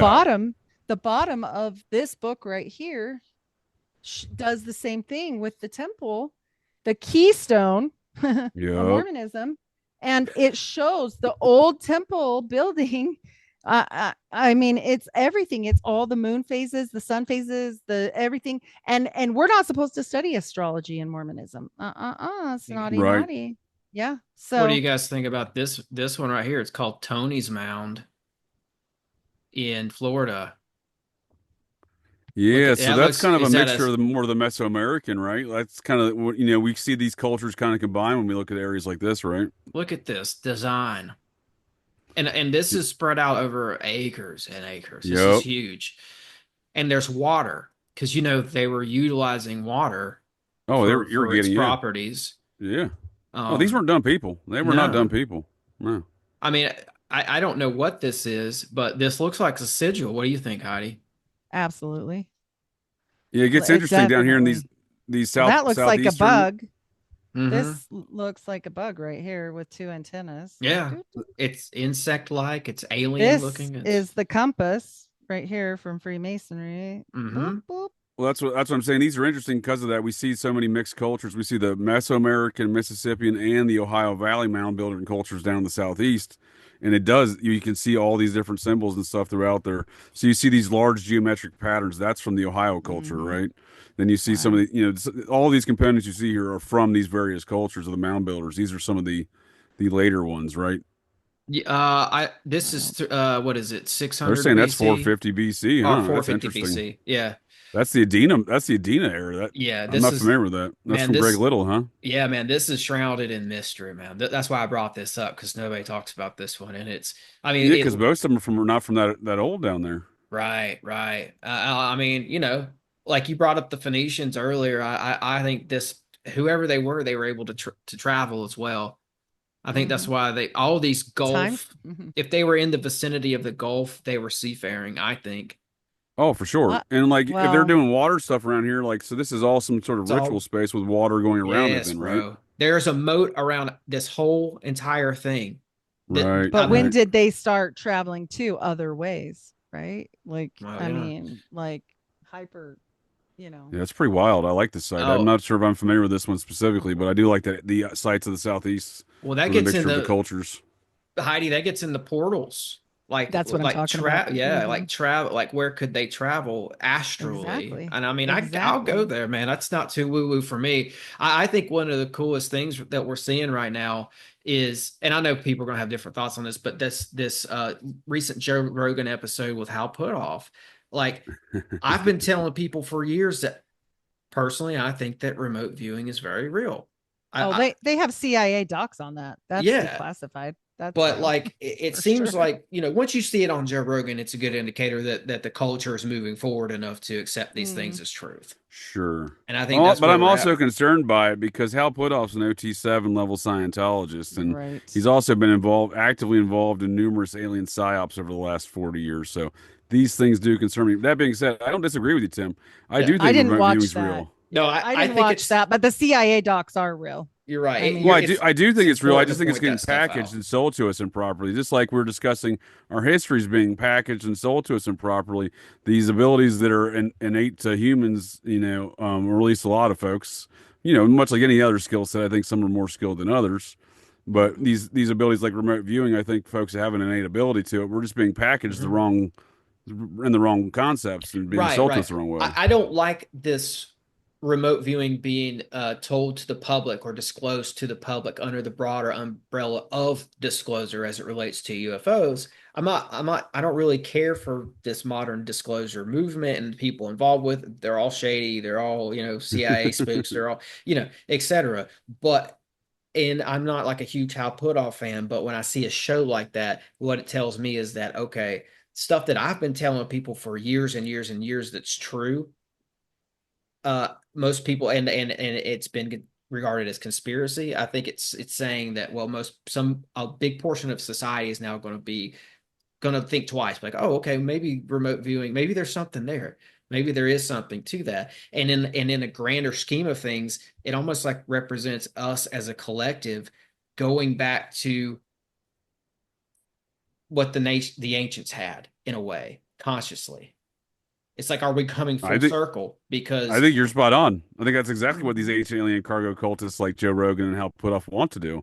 Convince us of their belief systems, which is rooted in these ancient belief systems of these alien ideas. Yeah, I think you're right. I don't know if it's good or bad or indifferent, but it might not be good or bad yet. It's too soon to tell, maybe, because here's the thing, man. Like, I agree with what you're saying. Like, yeah, that's sketchy. Like Scientology, all that is sketchy. But I also kind of agree with a lot of things that Hal Puthoff himself said.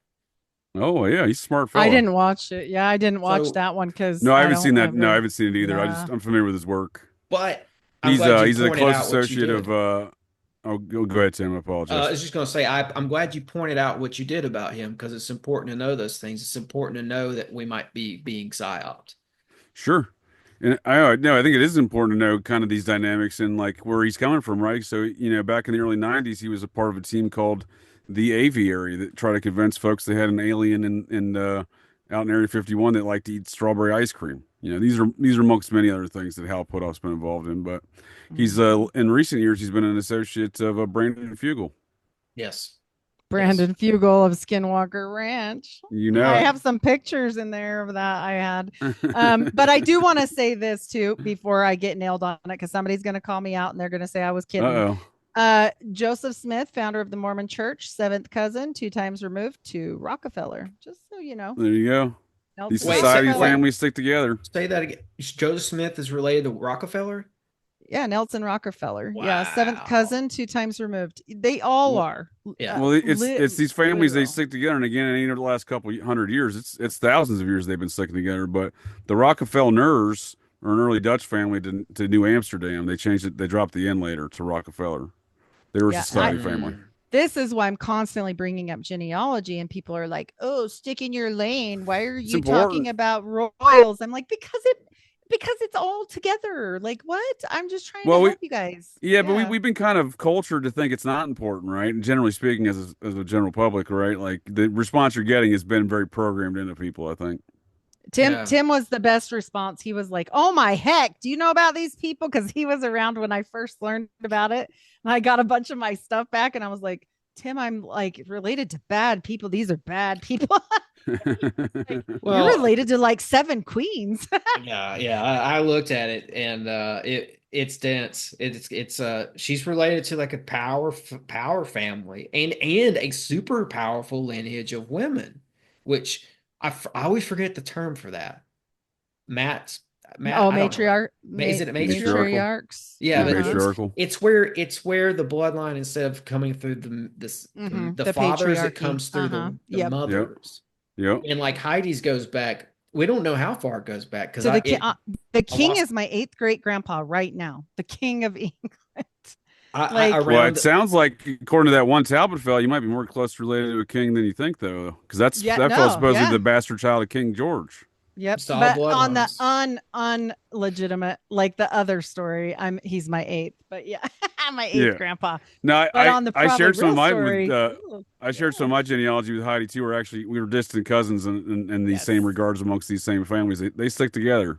Mm-hmm. They do. And every time I research somebody new for Mormonism, even weird ones like that Beaver Island guy, I'm like, how am I related to him? What is going on? Same families. It's weird. Is that Beaver Island in Lake Michigan or the Great Lakes? I think it's Wisconsin. Yeah. I think that's this Beaver Island, King of the Beaver Island. You know what's funny is I think a place that I've researched before. I'll have to go double check, but there's a island up there, and I think it's Beaver Island that's rumored to have an old pyramid on it. Well, that's Oh. was my one of my great Interesting. family mail. Who Mhm. knows? But speaking Wisconsin's of a mysterious pyramids. place. Well, speaking of pyramids, I did have one today for us, and Michigan I too. didn't put it on there, but the Sumas pyramid here in Utah, where they still offer if you want to go be a mummy, and they'll like do that for you after you die for a certain amount of money. Sign me And up. yeah, but Sumas, did you catch it, Tim? Yeah. Howard Mhm. Hughes, Suma. Mhm. Oh, Sumas. okay. It's all the same. I looked it And up. Sumacor. and mummies. Like that's another thing we haven't talked about The today. Mormons. Like they you have were no finding idea. mummies everywhere here. The Mormons had them some mummies. They bought Yeah. a whole house full of mummies. There are old newspaper articles that I found that allude to there being like major problems with people stealing mummies from the States and like selling them to Europe, selling them to across the pond. And like they found 3,000 mummies in the vicinity of a cave in Kentucky and Yeah. Colorado too. Like this region, Heidi, where you were showing a lot of those pictures, that was like near Colorado, right? All of the pictures Earlier. I showed everybody today were in Utah. They were Everything. Utah, But they were the east but side, yeah, right on the eastern border there, yeah. yeah, like it's Wyoming, Utah, and then Colorado, right? Yep. So Yeah, I just don't know where, but you looked it up. So Yeah, it was like Yeah. kind of central, eastern border, central, midway up the state. But yeah, right there on the border. Yep. Well, that one of those areas of Colorado, they were having a problem with people stealing their mummies and selling them to Europe. And you'll never hear Lucy- anything about this today because this Right. is Lucy too Mack fucked up. Smith bought a bunch of mummies. Joseph Smith bought some mummies, and they Yeah, wanted. he loved Egypt. Yeah, he wanted. Well, she wanted to like basically just do a wax museum of mummies, not with wax, but just she just wanted to stack With them in actual her mummies. house and be like, let's just be safe. And Joseph was being wild up, so that didn't work Well, out. if you think about it, the Society of Cincinnati, who was brought the Western world our understanding of Egyptology, right? So that was all relative to the Napoleon mission, Napoleon Bonaparte. So he was a Society of Cincinnati member, a very important Society of Cincinnati member. Are in you fact. telling me that the guy who Merovingians. maybe started the FBI or was associated with, was that his brother or something? So legend has it that's his grandnephew, but I would Okay. argue that may be true because that may be his grandnephew biologically, but allegedly his younger brother dies in America. I would argue that may have in fact been Napoleon. And he was Nonetheless- obsessed with the bees. Don't forget, he put them all over his cloak when he got married. Just so you guys know, he sewed real bees on their cloaks when they got married. Mr. Napoleon did. And what is this? This is the beehive state that I live in, and there is some real funky tales about the Merovingians and Joseph Smith. Well, that's what I was mentioning earlier about the beehives with Utah, because these folks, it goes beyond just the Mormons. It is a society thing. Bees they've been used say- throughout the years in esoteric orders, right? Like Well- even Well, I maybe mean- even the Oh, Masons. yeah. Yeah, the Yeah, Masons. think of Yeah. the hive mind concept, right? Mhm. Well, but this particular sect of polygamist Utahns believe that they have the divine right to rule and that they were actually related to specifically the Merovingian bloodline, and that Jesus had more children and all this weird stuff like that weird show that was out. And this is the Kingstons, and they only have sex with each other. So they're all inbred really bad because they marry their brothers and stuff. So I mean, what you're describing applies to the still, Society of to this Cincinnati day. families, if you ask me. still more to of a this day. That's a broader policy outside the Kingstons, I think, because I mean, Right. Lucy Mack Smith and old Joe Smith, weren't they cousins? They were cousins. Yep. I mean, But I this know is my family tree closer. looks like a pole, though. You know what I mean? It looks like an Appalachian pole. It doesn't have any branches. Right. Yep. It's weird. And they have a whole thing. The Kingstons got so rich that they hired a geneticist to come in so that their children wouldn't be handicapped. So there's I mean, that. I don't know about all these rumors of inbreeding. Oh no. Well, they probably figured out a way around the inbreeding, right? Yeah, they brought the geneticist in, and no, they still inbreed. They still marry like uncles and brothers. In my back. You're back. I'm just saying, I got a lot of first cousin marriages, including my great grandfolks on both one side of my family tree, both of those on that side. And I don't know. I don't have any web. I'm surprised I don't have web feet and a You don't have a recessed chin six line. finger or anything. And a like 70 that. IQ, but these families. What I'm saying is they all think they're all from those same Merovingian origins. These society families, and they're also all from they all again from the Templars. I don't know if they all think this, but the Templar mindset is that they descended from a historical Jesus and Mary, and those were the king and queen of their kingdom, and they were the descendants of that kingdom.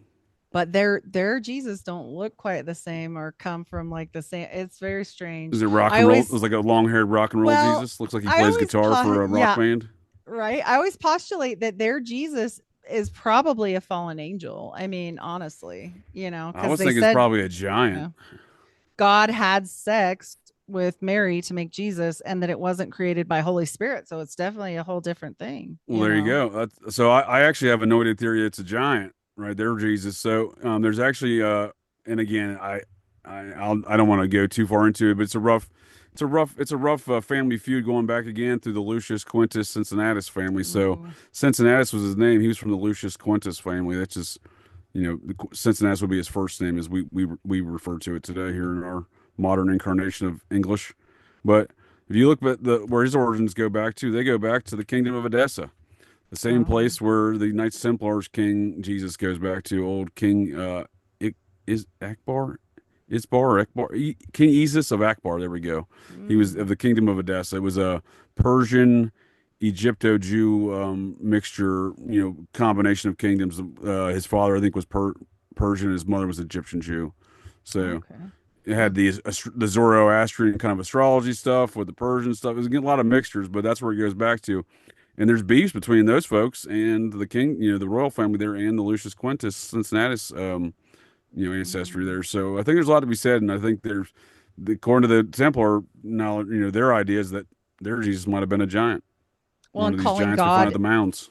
Yeah, calling God Elohim right there, that's a fallen angel, I mean, so. I think there's something to be said about these things because, again, I mean, there's a rough understanding of a lot of these concepts, and when you even talk about mounds being connected across, like Barry Fell found out when he wrote that America BC book you were describing to us there before, Tim, with the Micmac language.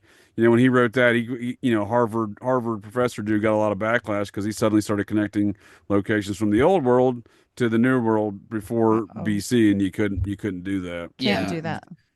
Yeah, Barry Fell's a very interesting gentleman. I want to know more about him because I know a little bit, but I think he's got books out that I don't know about, like that I haven't read. So I'm going to try to find some more of his books. And I've just heard whack him, crazy They didn't stories. whack him after that book.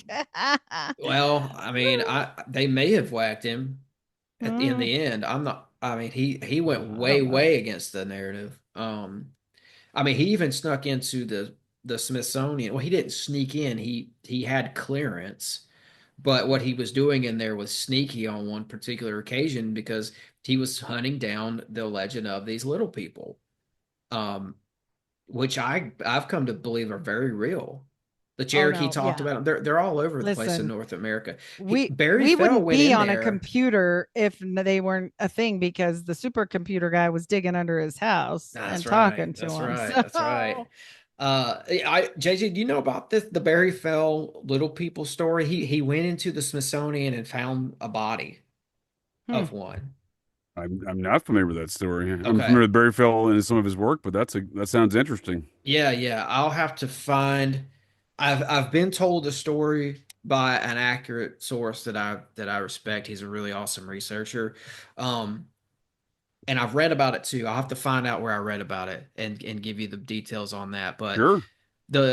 There's many little sites across the nation. I know there's one here in Tennessee. It's in White County, Tennessee. It's near Sparta, where they found thousands of graves of little people. Seymour Cray. I'm just saying. Inches tall. In fact, I have a picture of one that was found out west. Fae? That sounds like the Fae. That doesn't sound like little people. That sounds like fairies, right? Is this what you're describing to me, sir? Sounds like gremlins. Yeah, it's something. Or Little green fairies, goblins. whichever way. There's probably both, guys. I believe in the Fae as well. Right. This is some sort of an actual race of But they're not humanoid. described as little green, like little goblins, right? They, like we've kind of like Disneyfied those things, like No, the fairy and the fae, right? no. Yeah. These look like They're kind of demonic and leprechaun-y, like if I'm not mistaken, the fae are, this which is The Fae are naughty. Yeah, the Fae are this is yeah, naughty. could Tom fall into this Thumb. category, I suppose. Leprechaun and This demonic. is real. This right here is real. It's a real mummified little person. Oh my It's God. called Tom Thumb. It looks kind of pygmy-like, right? Like from the Mhm. Pacific. Absolutely. Yeah. There's a pygmy book with the Mormons, just saying. I did a whole show on the pygmy thing. It was weird. This But guy, yeah. But Barry Phelps got into the Smithsonian, I guess it's before he lost his clearance, because I'm assuming he did, and was able to go in there and locate some of the bodies. Mm. So these, time and time again, if you really look into the little people, you'll find that they did exist. Oh, I'm sure they still do. They just took off. There's a whole park here in Utah that has like a place for like gnomes. It's like a gnome park. And like, I mean, obviously there's nothing there. It's just for fun, but for Well, fun. that's what they want you to think. Yeah, exactly. They just Lafayette. say, look, don't leave out anything for them and don't engage them even if they want to clean your house, because I guess they're assholes. So that's good advice. Lafayette. Exactly. No, his whole name is rooted in a mound, right? Yeah, He's yeah. definitely a mound person. Yeah, I mean, hey, Wow. Fritz Zimmerman, like he just I think his last book is all about how there's a paranormal aspect to the mounds. And it's tied up in the little people, these gnomes, these fairies, the fae. Mhm. It's all I think that there's a reason why we have these legends. For sure. Dragons too. I mean, I Oh, won't even get started on that, but yeah. like I You're think gonna they love that conversation with Ed Cassis, isn't he, Heidi? The Oh Occult yeah. Reject show we Oh just did. It's all yeah. about Just wait. dragons. Yeah. Just wait. Yeah. They were telling me about it. I wasn't there, but they were telling me about it. Oh, you weren't yeah. on that one? Oh, I apologize. I thought you were No, on that it's one. okay. It's okay. I got told about it though. And so, For yeah. some reason, I thought you were there. Well, you're gonna enjoy that one, Heidi, because it gets I know. I'm interesting. sad. I was home. I was like, man, I Oh, wanted I to didn't go. know. Oh, yeah. For some reason, I pictured you in that conversation. I was like, what is it? All right, fair enough. Well, yeah, I was both there of with you. little. Yeah. Yeah, for Oh, sure. maybe I'm mashing those two Oh, conversations yeah. together in my Because they brain. were kind of, This similar. Like has people. We talked about a been lot of the same stuff. Yeah, a lot of the ancient alien uh, cargo cult belief systems of catapulting into the sky and these ancient cultures that where these things come from. no. I know. I was sad. I got told about it after the fact. I Yeah, was like, because well, hey. even as you're describing to me right now, you weren't there. I'm like, are you sure? Well, I'll have to I'm tell sorry. Nick I wish you were there. It'd have been a I great. was It would have been just great. kidding. It would have been a better conversation in my like I said, my brain hole. You were there. Yeah, I'll check. Yeah, I'll have to check that that's one what out, man. matters. That sounds like a good conversation. I mean, just I've looked I'll into give Nick a hard time next time. No, sorry about That's that, right. Tim. Go ahead. I've looked into giants. I think there's enough evidence to equivocally say they're real. I've looked into Mhm. these little people. I think there's something to that one as well. Right. I could just keep going. Like, Oh, yeah. even if So- you look into the fairies, there's so much stuff out there. Like before this whole UFO thing, which that seemed to start in the public's eyes in 1947. That seems to be where they rolled out this propaganda. This propaganda campaign dealing with UFOs and stuff like that. But before that, you were looking at thousands of years of fairy sightings that are documented. Check out this On book. mounds. On Check out this mounds. book where you like about the Pygmies and Dream Giants by Kilton Stewart, and he was a Mormon. So Interesting. it's very weird. Yeah, there's a lot of weird things that always it's 1 degree of separation from a Mormon. Well, Yeah. that's what I was going to say. I'm glad you brought that up because I was going to say it sounds like you're implying, Tim, the Smithsonian some sort of vacuum project to make sure none of these pygmies or Oh. giants or anything anomalous sees the light of day, right? Mhm. What? Yeah, I think it's our Vatican vault. It is. Yeah. So do you know the origin story of the Smithsonian?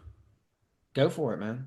It is this Anglo-American influence that I'm talking about, this anti-liberty, one world order, new world order, whatever you want to call it, right?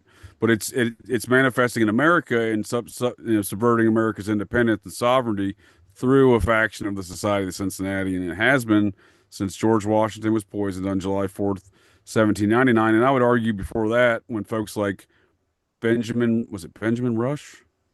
Stockton. Yeah, Benjamin Rush, one of the founding fathers, who was a Surgeon General for Washington's army, attempted a coup during the middle of the war. So, Washington, faced a lot of these things, but it manifests further with the Aaron Burr assassinating Alexander Hamilton, two society members, one being the President General, that being Hamilton. So, you fast forward a few years, you get Jefferson Davis, the other first president in America, the Confederate States of America. He's a U.S. Senator from Mississippi, and he's integral in forming the Smithsonian Museum. Smithsonian. When he comes back, I'll remind him of where he's at. A Yes. fellow by the name of Putnam. Hey, you cut out there, JJ. You're talking about Jefferson Davis. And Jefferson Davis being a member of the society, he's a senator of Mississippi, I think around circa 1848, when he's leading the committee to start the Smithsonian Institution with Anglo financial funding there from the Smithsonian Fellow, right? So the institution started in that process through Congress with a fellow with the assistance of a fellow by the name of Putnam. Oh yes, I know about Putnam. I believe he was a descendant of Rufus Putnam, the general from Rhode Island. So likely a hereditary member. So the first thing they do is that Squire and Davis study of the mounds, right? That's the first mission of the Smithsonian. So it's all very, I don't know at what point in time they decided to start hiding stuff. That was from the very beginning. I would argue yes, but it is very Society Cincinnati related. It kicked in 1880 with Wesley Powell in his report. Sure. So they made Wesley Powell the director of the Bureau of Ethnology, and it was a branch of the Smithsonian. And so he goes to write up his yearly report to the director of the Smithsonian, and in that report is where he spells out the cover up. Like he literally says that we're not going to allow this, and that. We're going to say that the natives, he says they lacked higher intellect. They were savages. He goes through all that.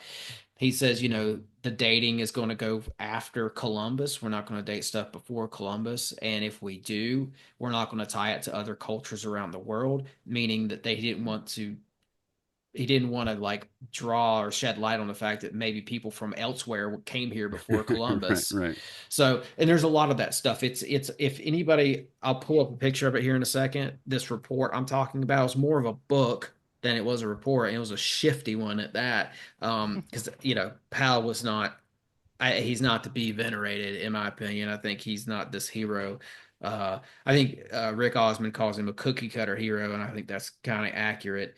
But that was 1880, where at least I can say and point to and say that it was documented that there's a cover up. Now, did it start then? No, that's a good point. No, that's when they corporatized it, right? Right. Mm-hmm. Right. And that's a great point of when they made it. This is the business, right? So, what I would assert is before then is there's a lot of other subterfuge amongst these same characters. Like, for example, like it's part of these secret wars that go on in the Civil War. I think the Civil War within the society, which manifested in the U.S. Civil War, back to the society hereditary members being elected president. Abraham Lincoln's grandfather, Abraham Lincoln, captain Washington's Army out of Virginia chapter, Society Cincinnati. So I think that was part of his problems, was being a hereditary member who got elected president. But in regards to the activity around these mounds, I don't know if I would argue the whole war is about the society and their business, right? Because they fractured beforehand. But Robert E. Lee and a number of his other generals crossed enemy lines north of the Mason-Dixon and began raiding Masonic lodges in Pennsylvania, Ohio, and Indiana. Right, this is near the end of the war, so I think they were on their own mission to get so those Masonic lodges were built upon mounds, and the contents of those mounds supposedly were inside those lodges.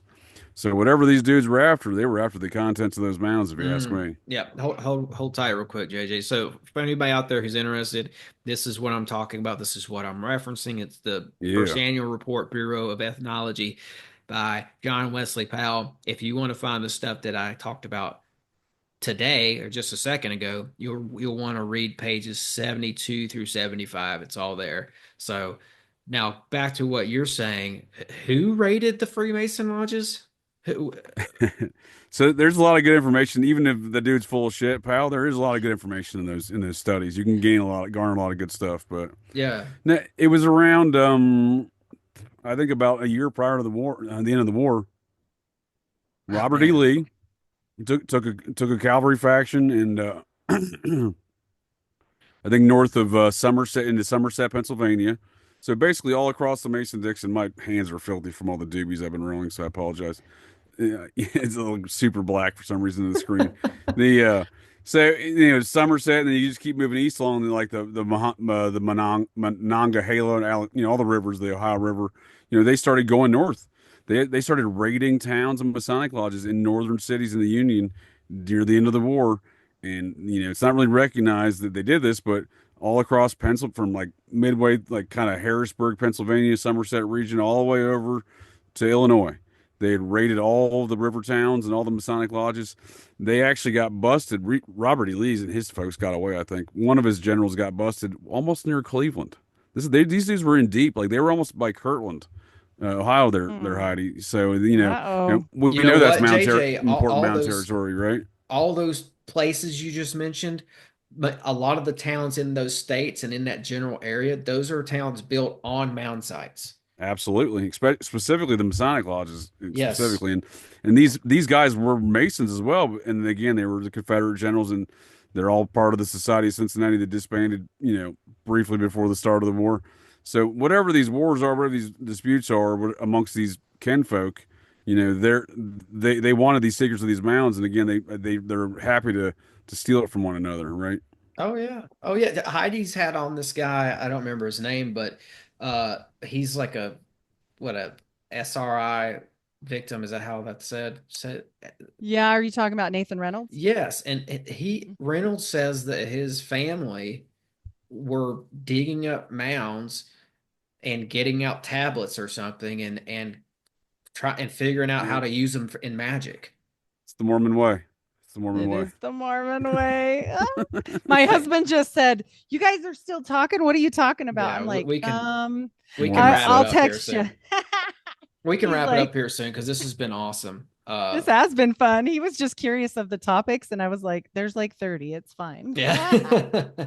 I mean, actually, It's you know been what? fun. This is probably a good place to wrap it up because it's kind of like we came because Yeah. the trend here today that I've noticed is like the magic of the mounds, Yeah. Yep. the esoteric lean to it, the occultist tradition of it and all that. Like we really highlighted that today, and that's been awesome. And we kind of came full circle in that regard. I So, think it was great. Yeah. I'm one to talk, so I'm not one. If my kid wasn't needing to go to conversation. bed, I'd stay for another hour. Oh yeah, it's we cleared 2 hours. This is Yeah. a good time to wrap it up. Yeah. I appreciate both of you. This has been great. We'll have to do this again sometime. Yes. Let's do it again. This was fun. We should invite Nick to the next one. That We would should be I was do gonna that. say, how about we do a Fridays? Y'all should've. both join us for Yes, Fridays, yes, yeah. and then we'll Let's do it. continue these same conversations. Because Oh, that would be as I was fun. saying, I was telling Tim there before, have him back, and then obviously, Heidi, you're always welcome back on another Fridays. In fact, you ended up being the guest instead of the co-host last Friday. Hey, that really worked to our favor. So Right, yeah. Yeah. Yeah, because like there's so much other issues surrounding this issue. Like this is an iceberg and we just chipped Oh, it, a this little is piece of it barely off. because we didn't even get to Nazis and all the Right. this goes, and I will say this for one thing too, as far as your point, JJ, and how they stick together. I will say this: if you're related to one royal, you're almost related to them all. And if you're related on my dad's side, if you're related to one president, you're almost related to them all. And that's With the the exception other of Martin thread. Van Buren. Yep. That's I'll the- check. That's the other thread that I noticed coming up today is this, the bloodlines, Yep. the reality of the Real. bloodlines. So It's real. yeah, and It's you know gold what? to some people. They're all about that That's- blood. Yeah. That's so true. Yeah. Well, The strength we'll do is in this the again. sinews. The power's in the sinews. And you guys want to know about why they're digging up bones? Well, Mm. well. We'll Yeah. save that for JJ show. Yeah, that's awesome. No, Nick will have a lot to weigh in, I'm sure, on the occultism on a lot of these Oh. topics. I'm not a cult. I mean, I guess technically I am a former occultist, as holding numerous priesthoods within the Mormon Church in the past, but You know, I'm Yeah. not. I'm saying I'm not an occultist in general. In the general sense. We didn't know. Yeah. You I know, was gonna say, it would yeah. actually there would actually be a little bit of a commonality between the show I did on Fridays and this show, and if we did another Awesome. show with Yeah. Let's do it. with the three of us and We're Nick. gonna mash them together. Yeah, we're gonna. That's Yeah, what I yeah, was thinking. Yeah, I like where we're Let's at. We're do gonna it. mash them together. yeah. You Cool. know who else would love to come to that is probably Headless I was gonna because say, and of the Jen. I was gonna giants. say, Yeah. you start. You don't tell. You tell Jen. We'll Jen's have gonna 10 be like, oh people. man, I was saying, we'll have 10 people. I know we can't have both. We have to figure that out. Yeah. Actually, I think we'll get it squared away though. Yeah, I mean, I do like both of those gents' inputs there, I do especially within the too. areas of the occult. Well, We'll talk about it. Yeah. We'll talk about it. Let's You know wrap it up here, Right. and we could talk about it after the show. And Awesome. because I want to give you guys an opportunity to tell everyone where they can find you. Awesome. Well, JJ, you go first because this is kind of our combined show. All right, I should have. Well, Heidi, I appreciate it, ma'am. As always, I always enjoy our conversations as a fellow Exmo. It's always great dabbling in these Mormon discussions, but I enjoy your parapolitics and Society of Cincinnati stuff you brought to my attention. So, you know, I've the Bouvier family that you brought to my attention as far as Jacqueline Bouvier Kennedy, she being a Society of Cincinnati, or the daughter of a Society of Cincinnati hereditary member, Jack Bouvier. He's actually seems to be the epicenter of 2 memberships in the Society of Cincinnati. Mr. So Blackjack. I flagged a couple genealogy posts about the dubious nature of Jacqueline Bouvier Kennedy Onassis's Bouvier family tree. Everyone's got it wrong. There's numerous blog posts about these things. Her third great grandfather is allegedly Francois Bouvier. I would argue that's General Francois Bouvier of the Society of Cincinnati, a very close associate of George Washington, member of the French chapter of the Society. But I would argue that that's the Francois Bouvier, and that's the reason why there's such controversy. However, on record, old Blackjack Bouvier, her father, got membership in 1948 when his father passed. John Bouvier #2, I believe, was what he legal name was. He was a member of the Maryland chapter, and that's because his mother's father, so second great grandfather from Blackjack, second great grandmother. There was no men in between to pass it to, so it went to his father, and then on to him. So then I ask, was John F. Kennedy Jr. a double member of the Society of Cincinnati, both the Maryland chapter and the French? It looks like it, right? I never really considered it, and I've long considered that was a parapolitical assassination, but because his father being the president, that doesn't get passed down hereditary. However, the hereditary members get passed down. So it seems like JFK Jr., who, according to the QAnon folks, is still alive, right? Depending with that picture that I showed. Anyway, JJ coming apparently in with he's a double bonus member content. Well, JFK Jr. might be Onassis's kid, but I agree with you on that one, but yeah, I agree with that. Well, then, in that nature, he's getting at least one membership from his mother, then, right? But that I'm sorry, guy, no, it's still 2 memberships, I guess, because they're both from his mother.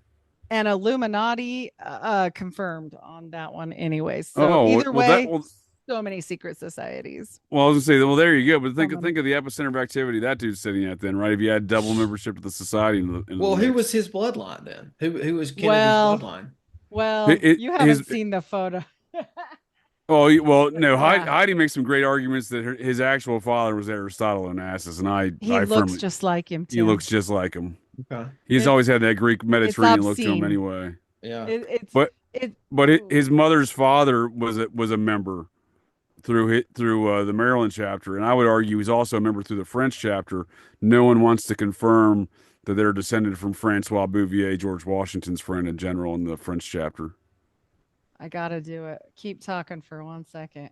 I'm gonna. So I think that's interesting because there's all these genealogical websites that have a controversy over Jacqueline Bouvier's paternal, her father's paternal lineage, her lineage, her Bouvier lineage. Oh, yeah, it's crazy. Well, but Jackie married Onassis. Wow. Aristotle. So apparently she's having an affair with him though too already. Now, they knew each other. Now, Timmy boy, look at this. Yeah, look at that. Look at the lip. Look, okay, I'm gonna do it. Look, here. I mean, he looks Mediterranean. Here is the hairline. Here is the other hairline. Here is the other hairline. Here is the shape of the nose. down and down, starting at the forehead. We have Fairly a uncanny. pyramid lip right here, pyramid lip right here. We have the bottom lip is nearly identical, but a little bit flatter. And I'm sorry, but this jawline, except for his chin, is a slight bit sharper, is real close as well. Just saying. That hairline. And his mom's French, Scottish, and Irish. So, I mean, he looks like a mixture of French, Scottish, Irish, and Mediterranean. I mean, he's got all those features. His banker was Hitler's banker. I mean, can you see it, Tim? Look at I this. see it. Yeah. I mean, they look like they could be brothers for sure. Yeah. I think that what happened is when you see that close, and then you've got like, the kids getting older, maybe I postulate getting a little too old, where Italians and Greek kids, they look kind of blonde when they're little, but then shit starts to change. So maybe she had to get that out of the way. Yeah. Before the brunette came in and Jack started going, hey, what the hell is happening? No, there's a lot to be said about that Onassis heritage of that boy, but he's certainly, it seems to be a double society member. Again, there's a lot to be said about these society folks and what they do to control the world, the Western world, that is. For example, Winston Churchill and FDR, the folks who in charge of the Western Allied forces of Vietnam, I'm getting tired of the forces, the Western forces of World War II. They're both members of the society. Winston Churchill, a hereditary member. So guess I who saw that Churchill's footage of him. best friend was? Onassis. Carry There on. you go. Yeah. He And like changed his diapers. Yeah. And then you look at the occult history of America with Joseph Smith, a member, Jack Parsons, likely a hereditary member of the Massachusetts chapter. Then you even look at folks like John Waters, the creepy Hollywood director, who was an early member of the Process Church of the Final Judgment. I would argue he still is. His third great grandfather, Waters, was the Surgeon General of the Maryland chapter. Probably knew Bouvier's ancestor there. You know what I mean? Yeah. So it's a small world. They all know each other in that regard, but I didn't mean to take us on a Society of Cincinnati detour, but appreciate the conversation, Tim and Heidi, and folks can check any more of these things out at Operation GCD Live on Wednesdays, Fridays with the Occult Rejects, and routinely along with Heidi as contributors over there on the Occult Rejects, and then got a Patreon Sundays, Operation GCD Live Sundays, which is kind of my tales of high weirdness and true crime stuff that I've encountered over my numerous travels and adventures over the last I don't know, I suppose 44 years, however long I've been here. But, after 20 years in the military, police, and the Air Force, and I don't even want to include just my whole career that I've gone on, traveling everywhere, doing stuff. But I always seem to encounter and find myself in the weirdest and strangest of circumstances involving some of the most bizarre events, including the story I'm telling this Sunday regarding Robert the Doll. This haunted doll. No, Robert the Curse. Oh no, Robert the Cursed Doll. The Curse of Robert the Doll, which I've likely been haunted by and cursed by for the last 12 curse plus of JJ years. Vance. Yeah. Yeah, I'm with you, man. It happens to me too. I mean, in other ways. Trust me, I could regale both of you guys with stories that would take up the entire. Being cursed. The sun would come up before I was finished. Just because I get high strangeness stuff happen to me all the time. It's just Tim knows some folks I think some folks it's just normal. So what you're saying is you're like me. It's just that's how it goes. Mm-hmm. Yeah. But I do like telling these tales. And again, I didn't intend to get cursed by a haunted doll that was sitting in a Civil War fort museum down in Florida Keys. It was built on a mound site, but that seems those are the circumstances I found myself in. So, but you knew better. I looked at that doll. I said, and they told me haunted doll. I was like, you ain't no haunted dolls around here. I'm gonna take a picture of this thing. Get out of here. Oh, he did it. Boy, was I wrong. Boy, was I wrong. Woo, that's coming Sunday. You say Sunday? Yeah, this Sunday. Actually, it's my first Sunday's Patreon Operation GC Live Sundays, 8 p.m. Check that out, you guys. That sounds wild up. Like that's. I appreciate it. I got the following one's going to be an encounter I had with a cannibalistic, kid diddling serial killer in Montana, but that's a different story altogether. Yeah, I've seen pictures of you with John Travolta too. I'm sure there's a story with that. John Travolta's son was Sylvester Stallone's dead kid. Oh, that's true. That's for sure true. Yeah, old John Travolta got a little handsy with me in a aircraft hangar. Yeah. JJ told me about that one. So there's a lot of content for this concept. That I get it. Yeah, the show is going to have a lot of episodes. Sorry. a lot of unfortunate events and follies, but that are my life. But that's probably because of Robert the Doll, at least the last 12 years of it. And the Mormon curse. You know, you took That the doesn't oath. help. Yeah. That doesn't help. Yeah. And with that, I am Heidi Love of the Unfiltered Rise. Find me everywhere podcasts are served. unfilteredrisepodcast.com. And I am an occult reject and so happy to be one. Find me over there wherever you can, over on YouTube or on Spotify. Thank you so much, Tim. And thank you both. Thank you both. And I'm Tim Constantine. You are listening to the Sixth Sensory Podcast. As always, break the mold, conquer the realm, and thanks for listening. Well, that's it. That's the show here, folks. So the next time you're out on the town, visiting your local watering holes, or perhaps just meandering around, and you hear the unmistakable sounds of metal clanking, and you spot signs of a disturbance, well, check your six. Look in that garbage can, 'cause you never can tell. The GCDs may be loose in your town.